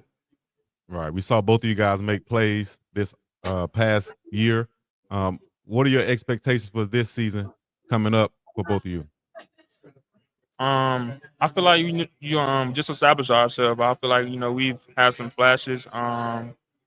We've shown people what we can do, but now it's time to put in a full season, and show people what it is for real. I just feel like it was just a lot of disrespect at the end of the day. We weren't picked on like no Big 12, no receiver, no rankings, none of that. But a couple of days from here, 2 weeks out, we can change all that. So I'm just excited for it. That's right. Talk about some of the other receivers in that receiving room, man, because it's super talented from top to bottom. Who are some other guys you can give a spotlight to? Man, like I can't even any of them. Like I feel like we can go out there 10 deep, put 10 receivers out there deep, and just go. But I definitely have to say the guys that came in, you got Hakeem, Sincere, Joseph, you got Q for 6, you got Quinnell, all those guys, man, like, yeah, everybody don't even know. Like, it's gonna be crazy, man. It's gonna be crazy. Got quick question from the chat. Who's the fastest out the wide receiver group, and also who's the highest jumper? So the fastest in the room is Cam and Joseph. I think Joseph or Sincere. I don't know how to do it too, bro. He right here with him, bro. Talk to him. I'm sorry. But yeah, I'm like Dre. I definitely have to say either Cam or Q for 6. And I feel like further is like jumping, bro. We got a lot of guys that can jump. Me, Sincere, Joe, even Quinnell. We got a lot of guys that can jump. Yeah. Numbers. You went from 14, got back to your number 4. Dre is wearing number 6 now. I've heard that he want to get to that number 1. Talk to me about the numbers that you wear and why is that important? For me, so I've been wearing 4 all my life. I say the reason behind that, my dad, he always, when I used to come around, he always used to throw up the 4. And unfortunately, he passed. So, I feel like since my whole life, since that point forward, I've been wearing that number. So, I got to stick with it. So glad I can be able to get it back. Yes. For me, I feel like 6 was never like, in my life, I was always 1 or 3. 3 was just my dad number, but I always wanted to create my own legacy. So I always went with 1 since high school. And coming here, 1 is the thing. Coach Brown just give out, you got to work for it. And as a freshman, Baylor Denver was number 6, I believe, and they just gave me number 6. So this year I've been the rap signal, Chico. So this year I've been trying to work and earn it. Hopefully I get it for the 29th. So we'll see. That's what's up, man. Hey, I appreciate you guys joining. Big fan. We're gonna be rooting for you guys, of course, this season. Y'all do y'all thing, man. Shout out to Drake Love Miller and Omarion. Much love. Appreciate you, Miller Brothers. That's Unc with his sign language. As I'm shining like a diamond up in here, like I'm Rihanna friend or something. Yep. You know what I mean? Got the track hawk coming in. Shout dog in the building. Chico. Yes, sir. I was supposed to Ben had him on with you, but he's so damn fast I couldn't catch him. But then I finally got him. Track Hawk is in the building, aka Shoat Dog. If you're Coach Prime, welcome to the morning run, brother. Thank you. Hold up a little bit closer to you. Right here? Yep. Cool, perfect. We'll start with your you just had the press conferences with your coaches and fellow running backs, and I talked about you being the fastest guy on the team. Yeah. And you said, of course. So it ain't no doubt. No doubt. All right. Okay. Chico, what you got? Hey, I just spoke to the receivers and Draylon and Omarion said, yeah, you might need to worry about Cam Michael out there being the fastest on the team now. It's a race whenever it needs to happen. That's what's up. I like to hear that right there.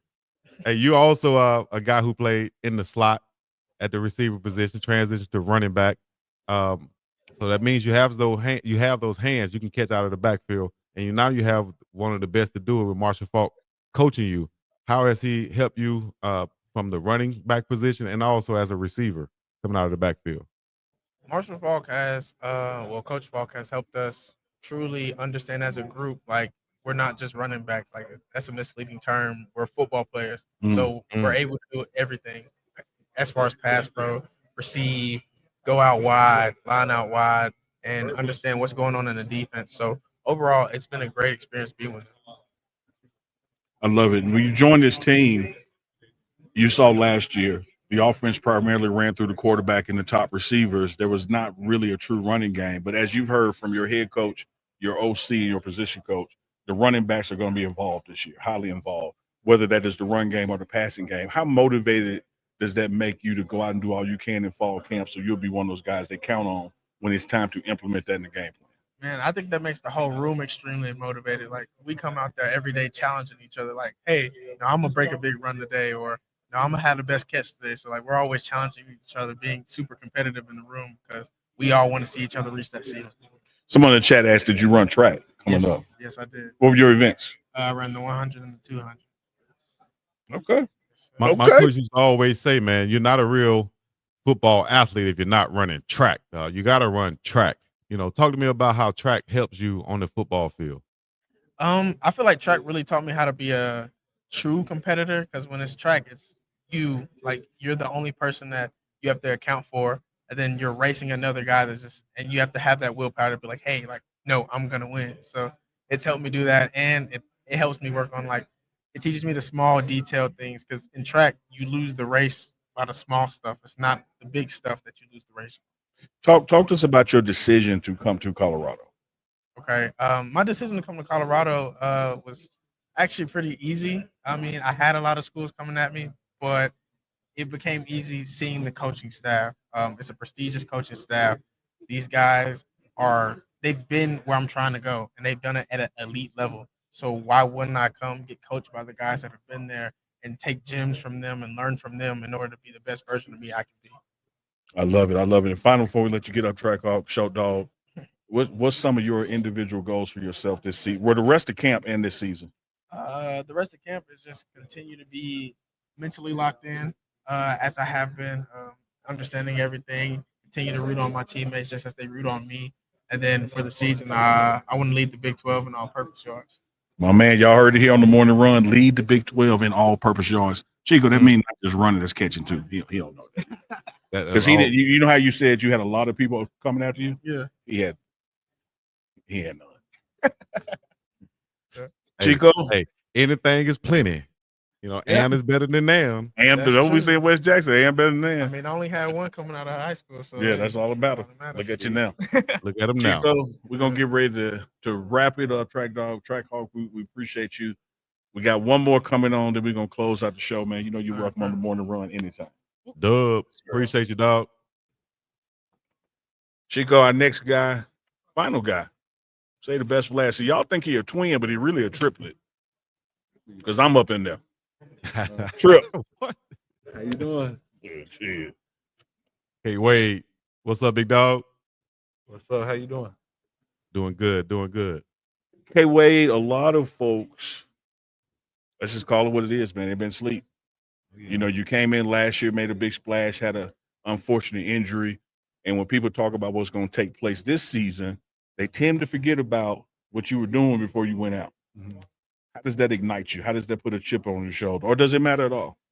Yeah, I definitely feel like I'm underrated. Feel like uh, I might be undersized as a DN, but I want to show people that I can be a first, second, third down DN, and also have the same production I had last year. Chico, what you got for my triplet? Only 6 games. He had 20 tackles, 7.5 tackles for loss, 5 third down stops, 4 sacks. A lot of production. You had the option of thinking about taking that year as a red shirt because you, of course, missing the first 6 games. How did you make the decision to stay on, and now you're back for your senior season? Talk to me about that non-red shirt decision. I just feel like I have the most trust in Coach Prime and his staff. I had many conversations with Coach Livingston about it. I feel like you don't want to wait for the NFL; you want to chase it. So I feel like that's perfect for me, and I have the utmost confidence that they'll put me in the spot to make plays and get me drafted. Yes, I would answer this one for you because I understand you got me here as a triplet, but the chat wants to know what has it been like playing without your twin brother? Oh yeah, man, it's been hard sometimes. I FaceTime him every day, check in on him. But yeah, this is definitely gonna be the first season without him. So after I think 15 seasons playing on the same team. Oh, So, wow. yeah. But I feel like it'll let us both grow as a person and player. I love it, man. 15 years, first time. Yeah, that's awesome. Because you've been doing your thing in practice, man. Like I think you had a 4 in this morning's meeting, which was yesterday's practice. So we got our first padded with officials present scrimmage on tomorrow. What you gonna do out there? You're gonna hear them pads popping. That's all I gotta say. Hey, they look at you kind of like as a pass rush specialist, so to speak. But we also heard defensive line coaches talking about how they want to, coach you up to continue to have you be an every down type player. Talk to me about playing the run also versus playing the pass. Yeah, I feel like I've definitely been playing the run better this fall camp. Just being more physical, being more violent, playing the 6 tech, playing inside, getting in the trenches. But I feel like that'll open my game, help me be even more versatile, and hopefully make the next level. Twin. Today is Friday. Mm-hmm. Shout out to Love and Liberty out in Boulder. He said coming from the 931, did he never imagine he'd end up in CO, Colorado, playing for the GOAT? Okay. Yeah, I know where the 931 at, Columbia, Tennessee, pretty sure. But yeah, I would have never imagined coming out of Colorado this far. I know when my mom first started the recruiting process, she didn't want me to go outside the South. So, Yeah. Hey, as Chico's from Alabama, I'm from Mississippi. I feel you. Yeah, no. Because Neely ain't never thought Neely was gonna be in Colorado. No, for real. But it's been good. I love the relationships I've gotten here. The time I've been here, it's been awesome. Speaking of relationships, I want to get your thoughts on one in particular, your relationship with George Hilo and how he has transformed your game and your mental approach to it. Yeah, Coach Hilo definitely is a football guy. So like when he's in film with us, he breaks down the whole defense to make sure we know what like the linebackers, safeties, everybody's doing, so we don't feel like unconfident in getting a person right or setting up a good alignment for another person. So I feel like he's definitely opened my mind to just being a better, smarter football player. I tell him all the time, Wade, if they ever remake the X-Men, he can play Wolverine. With that hair? Yeah. Oh yeah. Because he do that hair like that. Hey guys, we got to nut up the run. We got to be violent. That's good for sure. That's good. Hilo. Hey man, it's gonna be a great season this year. Talk to me about that defensive line, the newcomers there, returners there that are gonna be making a huge difference this season. Yeah, I feel like we're gonna have the best D line in the nation. Not the Big 12. You said the nation. Yeah, The nation. nation. Nation. I feel like we got a lot of seniors on there, a lot of people who play snaps, a lot of snaps under their belt. But just I'm proud of all of them for real. Sam, Arden, Quincy. Quincy's definitely been changed around ever since I got here. I'm proud of him, how he's been working. But yeah, also just all the D linemen getting their reps, and I can't wait to see what we do out there. Man, we can't wait to see it either. Man, we're going to let you get up out of here as this thing is winding down. I told Chico when we started it was going to be over when we said it's over. And we about to say it's over. But I'm going to tell you, like I told you last year when you and your brother were going to separate, just like they said on Boys in the Hood, you got one brother left. You got one brother left, man. That's what's up. That's what's up, man. Yes, sir. Appreciate you stopping by, man. Much love. Much love, 2-7. Got that Yes, sir, 2-7 love. on, man. Love, representing. 2-7. That's Yes, where sir. I'm from. Wade has left the building. And Chico, there are no other players left. None. We hey, man, that was awesome. Finally, at least it did it at the end of the show. The camera Marion, got Herm, tired. appreciate your help, man. There, Kurt Herm, Dog thank you over very there, much. appreciate Kurt. Appreciate you, Herm. Salute. And Kurt. Yeah, man. You know what? Hold on. We're gonna end this thing right. Come on, Kurt. We're gonna end this thing right, Chico. All right, thank you. My main man, Curtis Snider. How we doing? Curtis, what an event today, man. Wait, I'm trying to move. There you go. There we go. What an event. Well organized from Coach Prime and then the quarterbacks. Worked around official photo day. Yeah. Didn't really miss a beat time wise. How did you and your staff pull all this together, man? You know, this is like the 17th one of these for me, and it's always the most stressful day of camp, right? Yeah. For me, because I'm like, we got 25 guys around the room, we got coach, but we've never done it on content day, so that added a lot more. But we got the team photo done. We haven't had a team photo here outside the bowl games since 2018. Wow. In the preseason, so like that was good to do, and I feel like that's something we should do. It's like one of the things that's a pain to do, but everyone loves the photo. And then Snelson's doing his thing downstairs, getting all the good content for that. And we had a couple guys that had to do this and that, and then some guys that were just doing this, and some guys that were just doing that. So it was Reg's the king of getting everyone organized, and he helped us out a lot today. He's not only Reginald Calhoun, Senior Director of Football Operations. He's not only the king of getting things organized, he's a king of kicking Chico off the field pregame. Oh my gosh. Did I lie, Chico? Did you stop me when I lie now? That's what I thought. Hey, You can't stop. But Curtis got me on the field. That's all that matters. You know what I mean? There we go. He got me. There we go. Got me in the stadium, should I say? So I'll just make sure I stay on the sidelines next time. Between Reg and Herm, they hold that field tight. They do, man. It's good. Speaking of that, we're getting ready to go into season. Week 1, Georgia Tech is coming to town. Let the folks know your process and how things will be vetted as far as participation in media day, on game day, et cetera. Yeah, so we just went live with credentials yesterday. We have new media policies that are out too, a little tighter, but there's there's an appeal process now. So if I tell you no, you can fill out a form and really explain what you're doing, and we have a group that'll take a look at it. And so, I always preface this that we have the highest demand in the country and we have the tightest sidelines in the country. We really do. And so those two things don't go well together. So if we had an NFL stadium, like we would have more people in. There's no question. But and with security around coach too, right? That's the real thing. You've seen that. We have to vet everybody. We have to make sure we're good. I'm sure there's some people I deny that don't deserve it, and I'm sure there's some people we get in that maybe don't deserve it. Chico.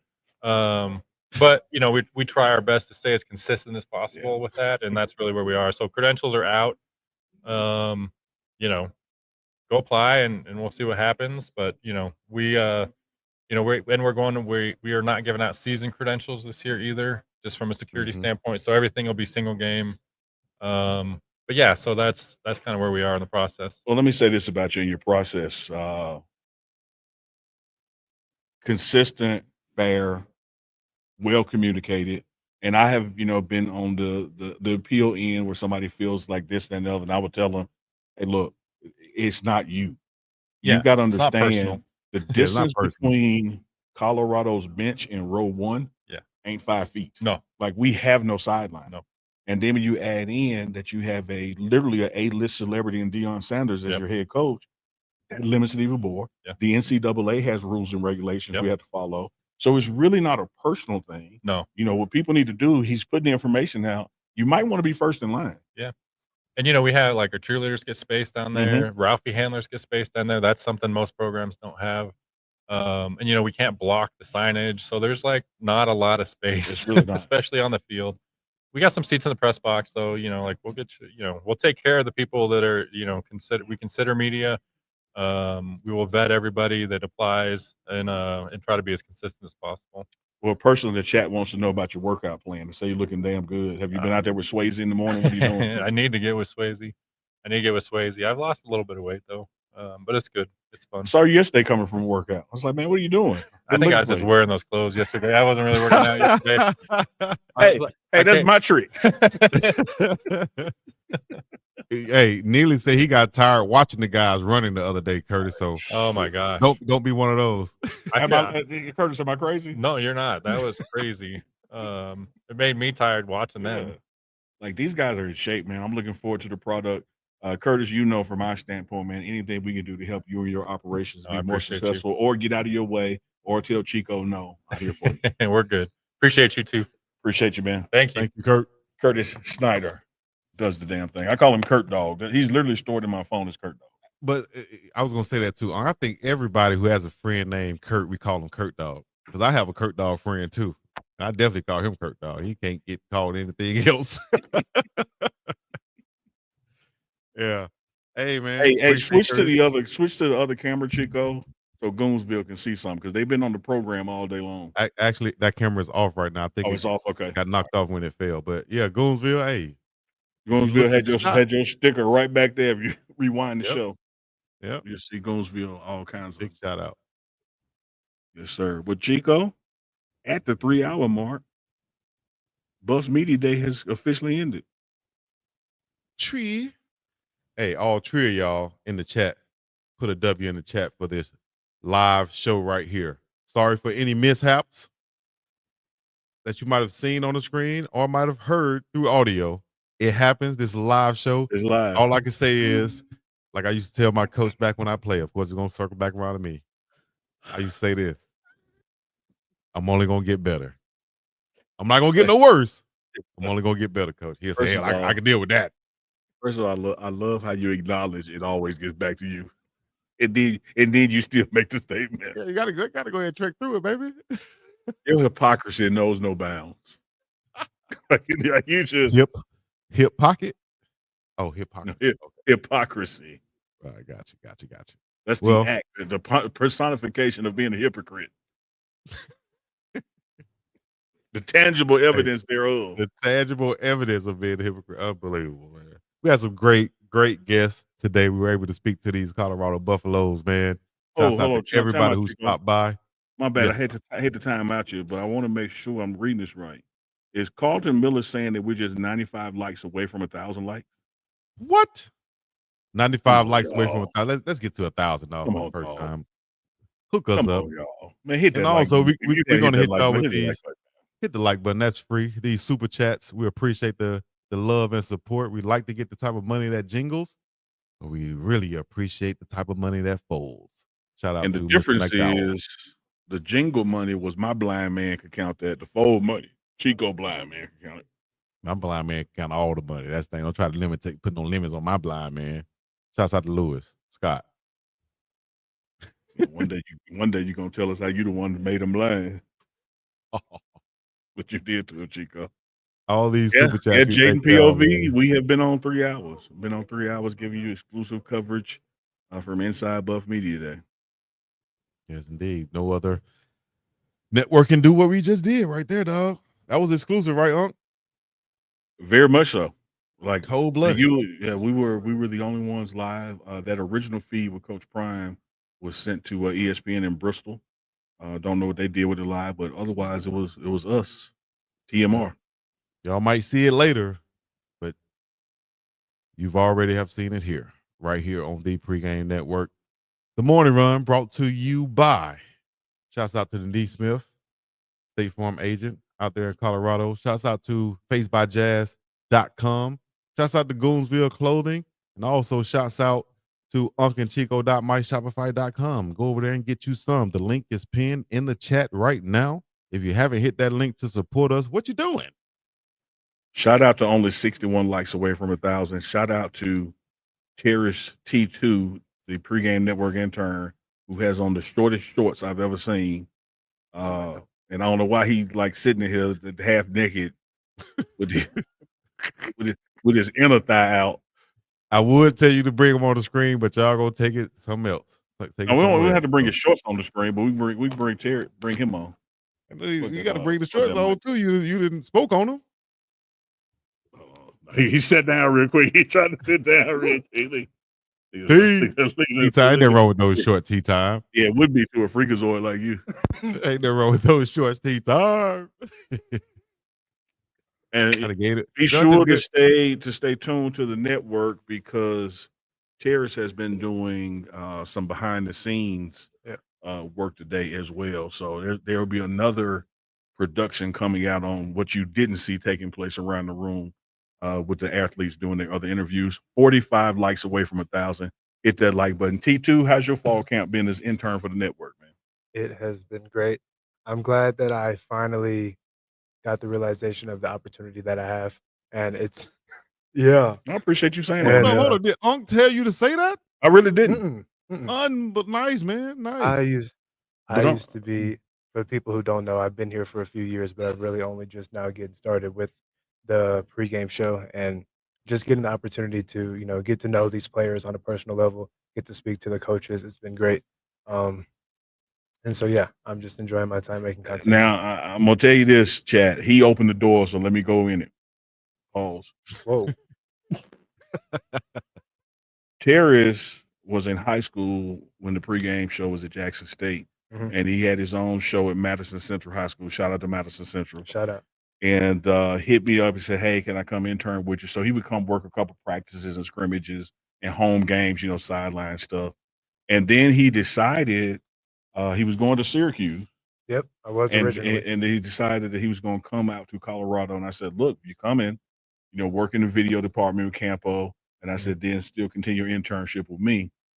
Chico, you talk about squandering a year. Oh, yeah. For sure. Like he just he just this a damn No, period. you can't say come on because it's serious. Yeah, it's true. No, I understand, but I was going to say how many freshmen out there have not squandered a year. So it happens. You know what I mean? Yeah, it does happen, but definitely it can't happen when you got access. Yeah. Like you can kick your shoes off and walk in Deion Sanders' office. I got yes. Yeah, he got real complacent. So we had to come to Jesus meeting, and I'm gonna tell you this, Chico. If you want to look at like Quincy Wiggins or Jordan Seaton or Anquin Barnes, T2 has made the same transformation in a year in the off season. I probably have not cussed him out one time this fall. Wow. Versus when last year. Matter of fact, let me tell you this, Chico. I'm gonna blow his horn a little bit more. Pause. Just yesterday, or maybe the day before, you sent me a clip you edited, and you wanted my feedback on it. I didn't text him back. I called him, and you know what I said to him, Chico? Wow. I said, dog, this is kind of shit that pisses me off because it's so damn good, and you could have been doing it last year. Yeah, I knew it was gonna be like that. Like this is exceptional work, and you could have been doing it. But man, he's all in, so you're gonna see more. Matter of fact, he has total production of the whistle now.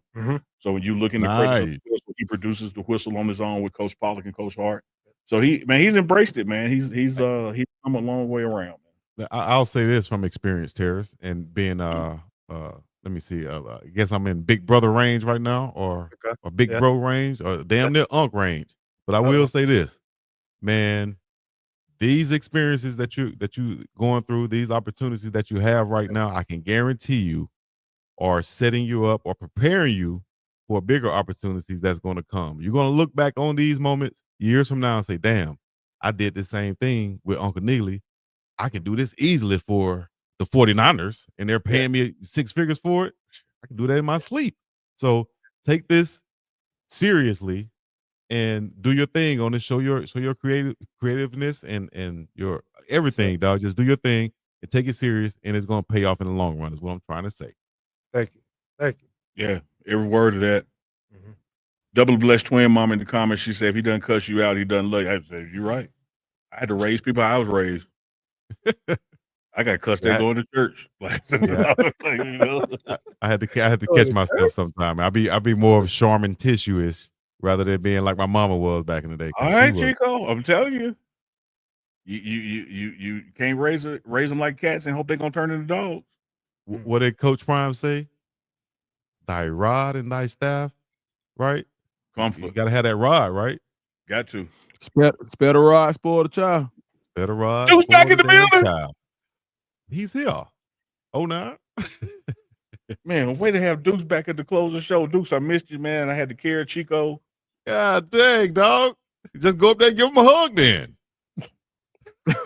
Man. No, dog. Look. Damn, Dukes, I miss you so much. Where you been? Dukes, it's like I said, man. TMR, it ain't no TMR 1, TMR 2. Like, we all equal in this. Like, we do our thing.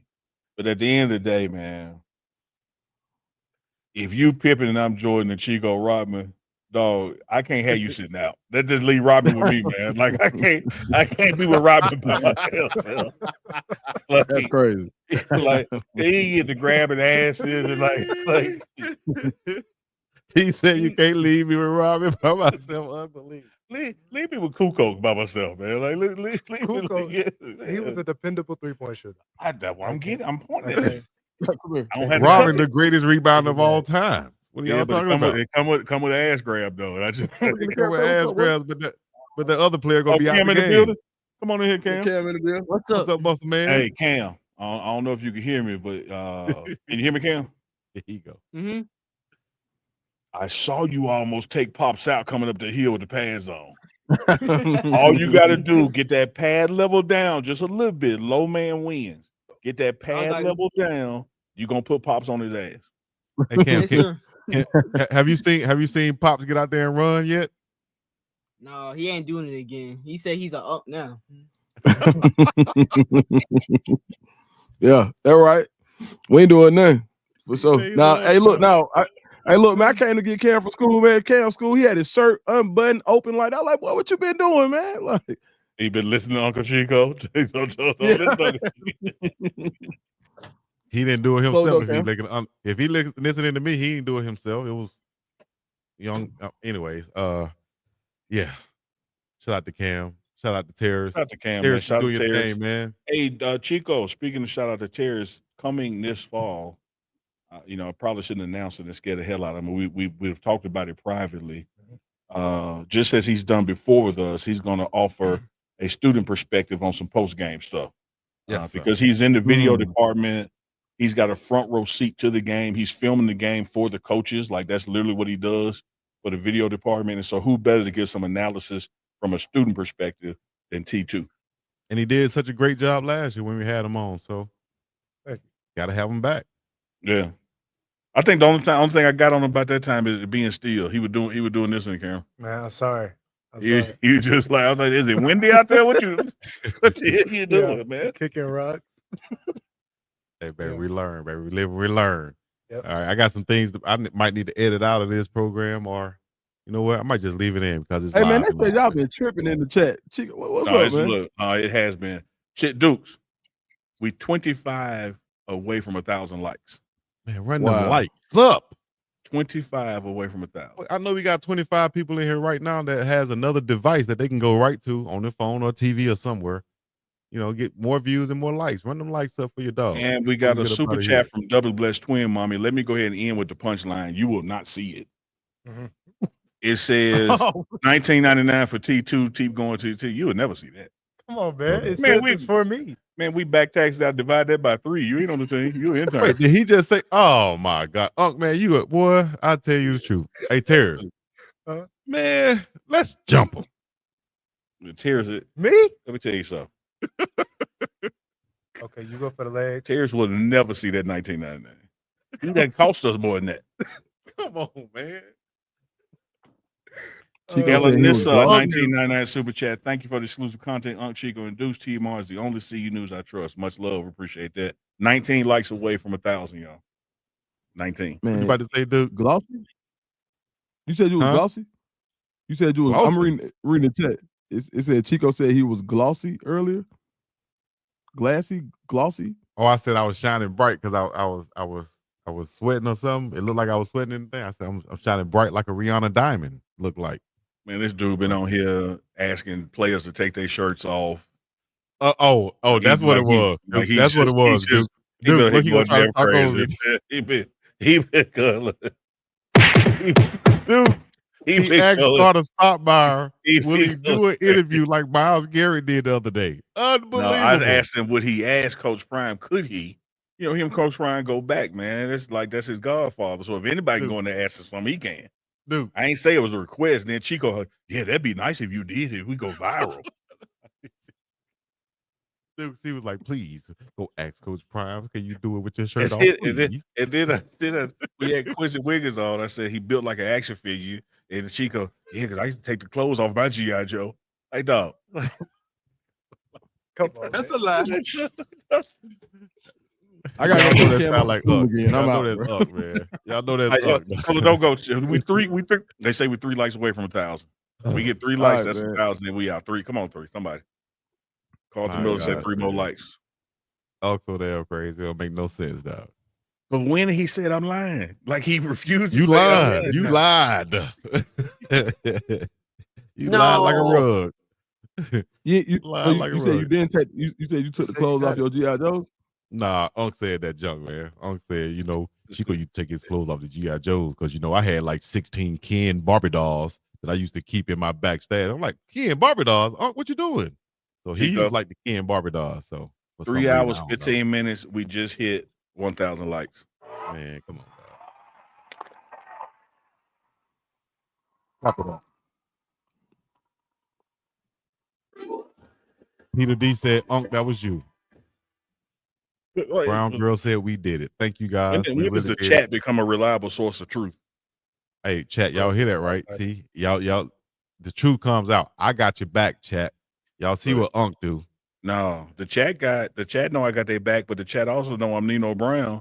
I'm gonna stand up here in the witness box and I'm gonna point at Chico and say the light skinned brother from the bank. I ain't the head of you, bro. That's who did it. The light skinned brother with the braids. Nino, See I'm a that? pawn. Point again. Once again, he pointing. We know the breed of dog you are, the pointer. Put a W in the chat. Put 1,000 likes. First time on the morning run. I don't know. It might have been the second time. I think we got 1,000 likes during the showcase, probably. The showcase, yeah. So hey, we're gonna keep doing this again, man. Y'all want us to keep coming? Dog, I told you change the tagline, man. Even Terrence says, come on, man. I said y'all want us to keep coming. We're gonna keep on And bringing I'm it. saying change the tagline. Stop that. Coach Prime said we coming. And again, But look how that's that him, turned though. out when he done stopped saying it because y'all wouldn't let. Dog, you stop ending the show with that coming shit, man. Stop. Damn, right. We was monetized until you just said ish, Ocho. Awesome show. Thank you, TMR. Appreciate you, Debbie Garcia. Hey, we'll be back Monday. I think Monday, the special teams press conferences. So we'll have updates from Saturday's full scrimmage on Monday, and then we're rolling to the press conferences. Got a full week of shows all next week as well. The countdown to Georgia Tech, Dukes. Week 1 is upon us. It's coming. It'll be here. ATL boys coming to the CO. Hey, boy, Y'all know what that's to the do, man. funniest Hit the show on like, TV, subscribe, boy. comment, all the other good stuff. Dukes is speechless, and that's hard to be when you're Martin Luther Dukes. So, What y'all sleep on though is Dukes change hats. I told y'all, man, y'all sleep on Dukes hat game. He went from Anaheim to Philly. That's across the nation. Duval in the building. Oh, nah.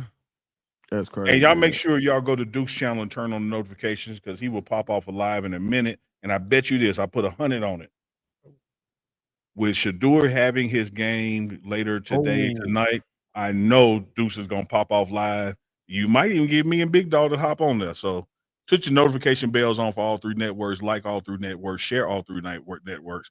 We come to you live from the Pregame network, but don't forget about Big Dog Chico channel, Deuce the Scoop channel. All 3 networks have different content exclusive different content. So make sure you subscribe to all of them. Yeah, I will be going live later on. Right before Shadur's game, I think it's 5 p.m. Eastern time. Shouts out to Bird's Eye View. Shouts out to Uncle Neely, Dukes the Scoop, and my dog David Talks Buffs. We're gonna do some things later on today. So y'all stay tuned for that. And yeah, notification bell on. Chico what grounded and Duke's pounded. always shaking his head when Chico. Brooklyn drivers and Chico, take us out without the coming, man. Land the plane, but don't say I they're can't coming. say we gonna keep bringing them. There you go. Content. All right, There you go. then. Well, take us out. Thank y'all for coming out. We appreciate you guys once again on the morning run. That's brought to you by the Pregame Network. For the badass Uncle Neely, for the cold-blooded Dukes the Scoop, for the biggest dog Chico to the sea and the place to be, coming to you live and direct from the middle of the ocean, from the West Coast to the far East Coast. We're gonna be up and about this thing. Peace in the Middle East. Well, that's so much. Yeah, you be shoot. If y'all want us to keep coming, we'll keep coming. We will keep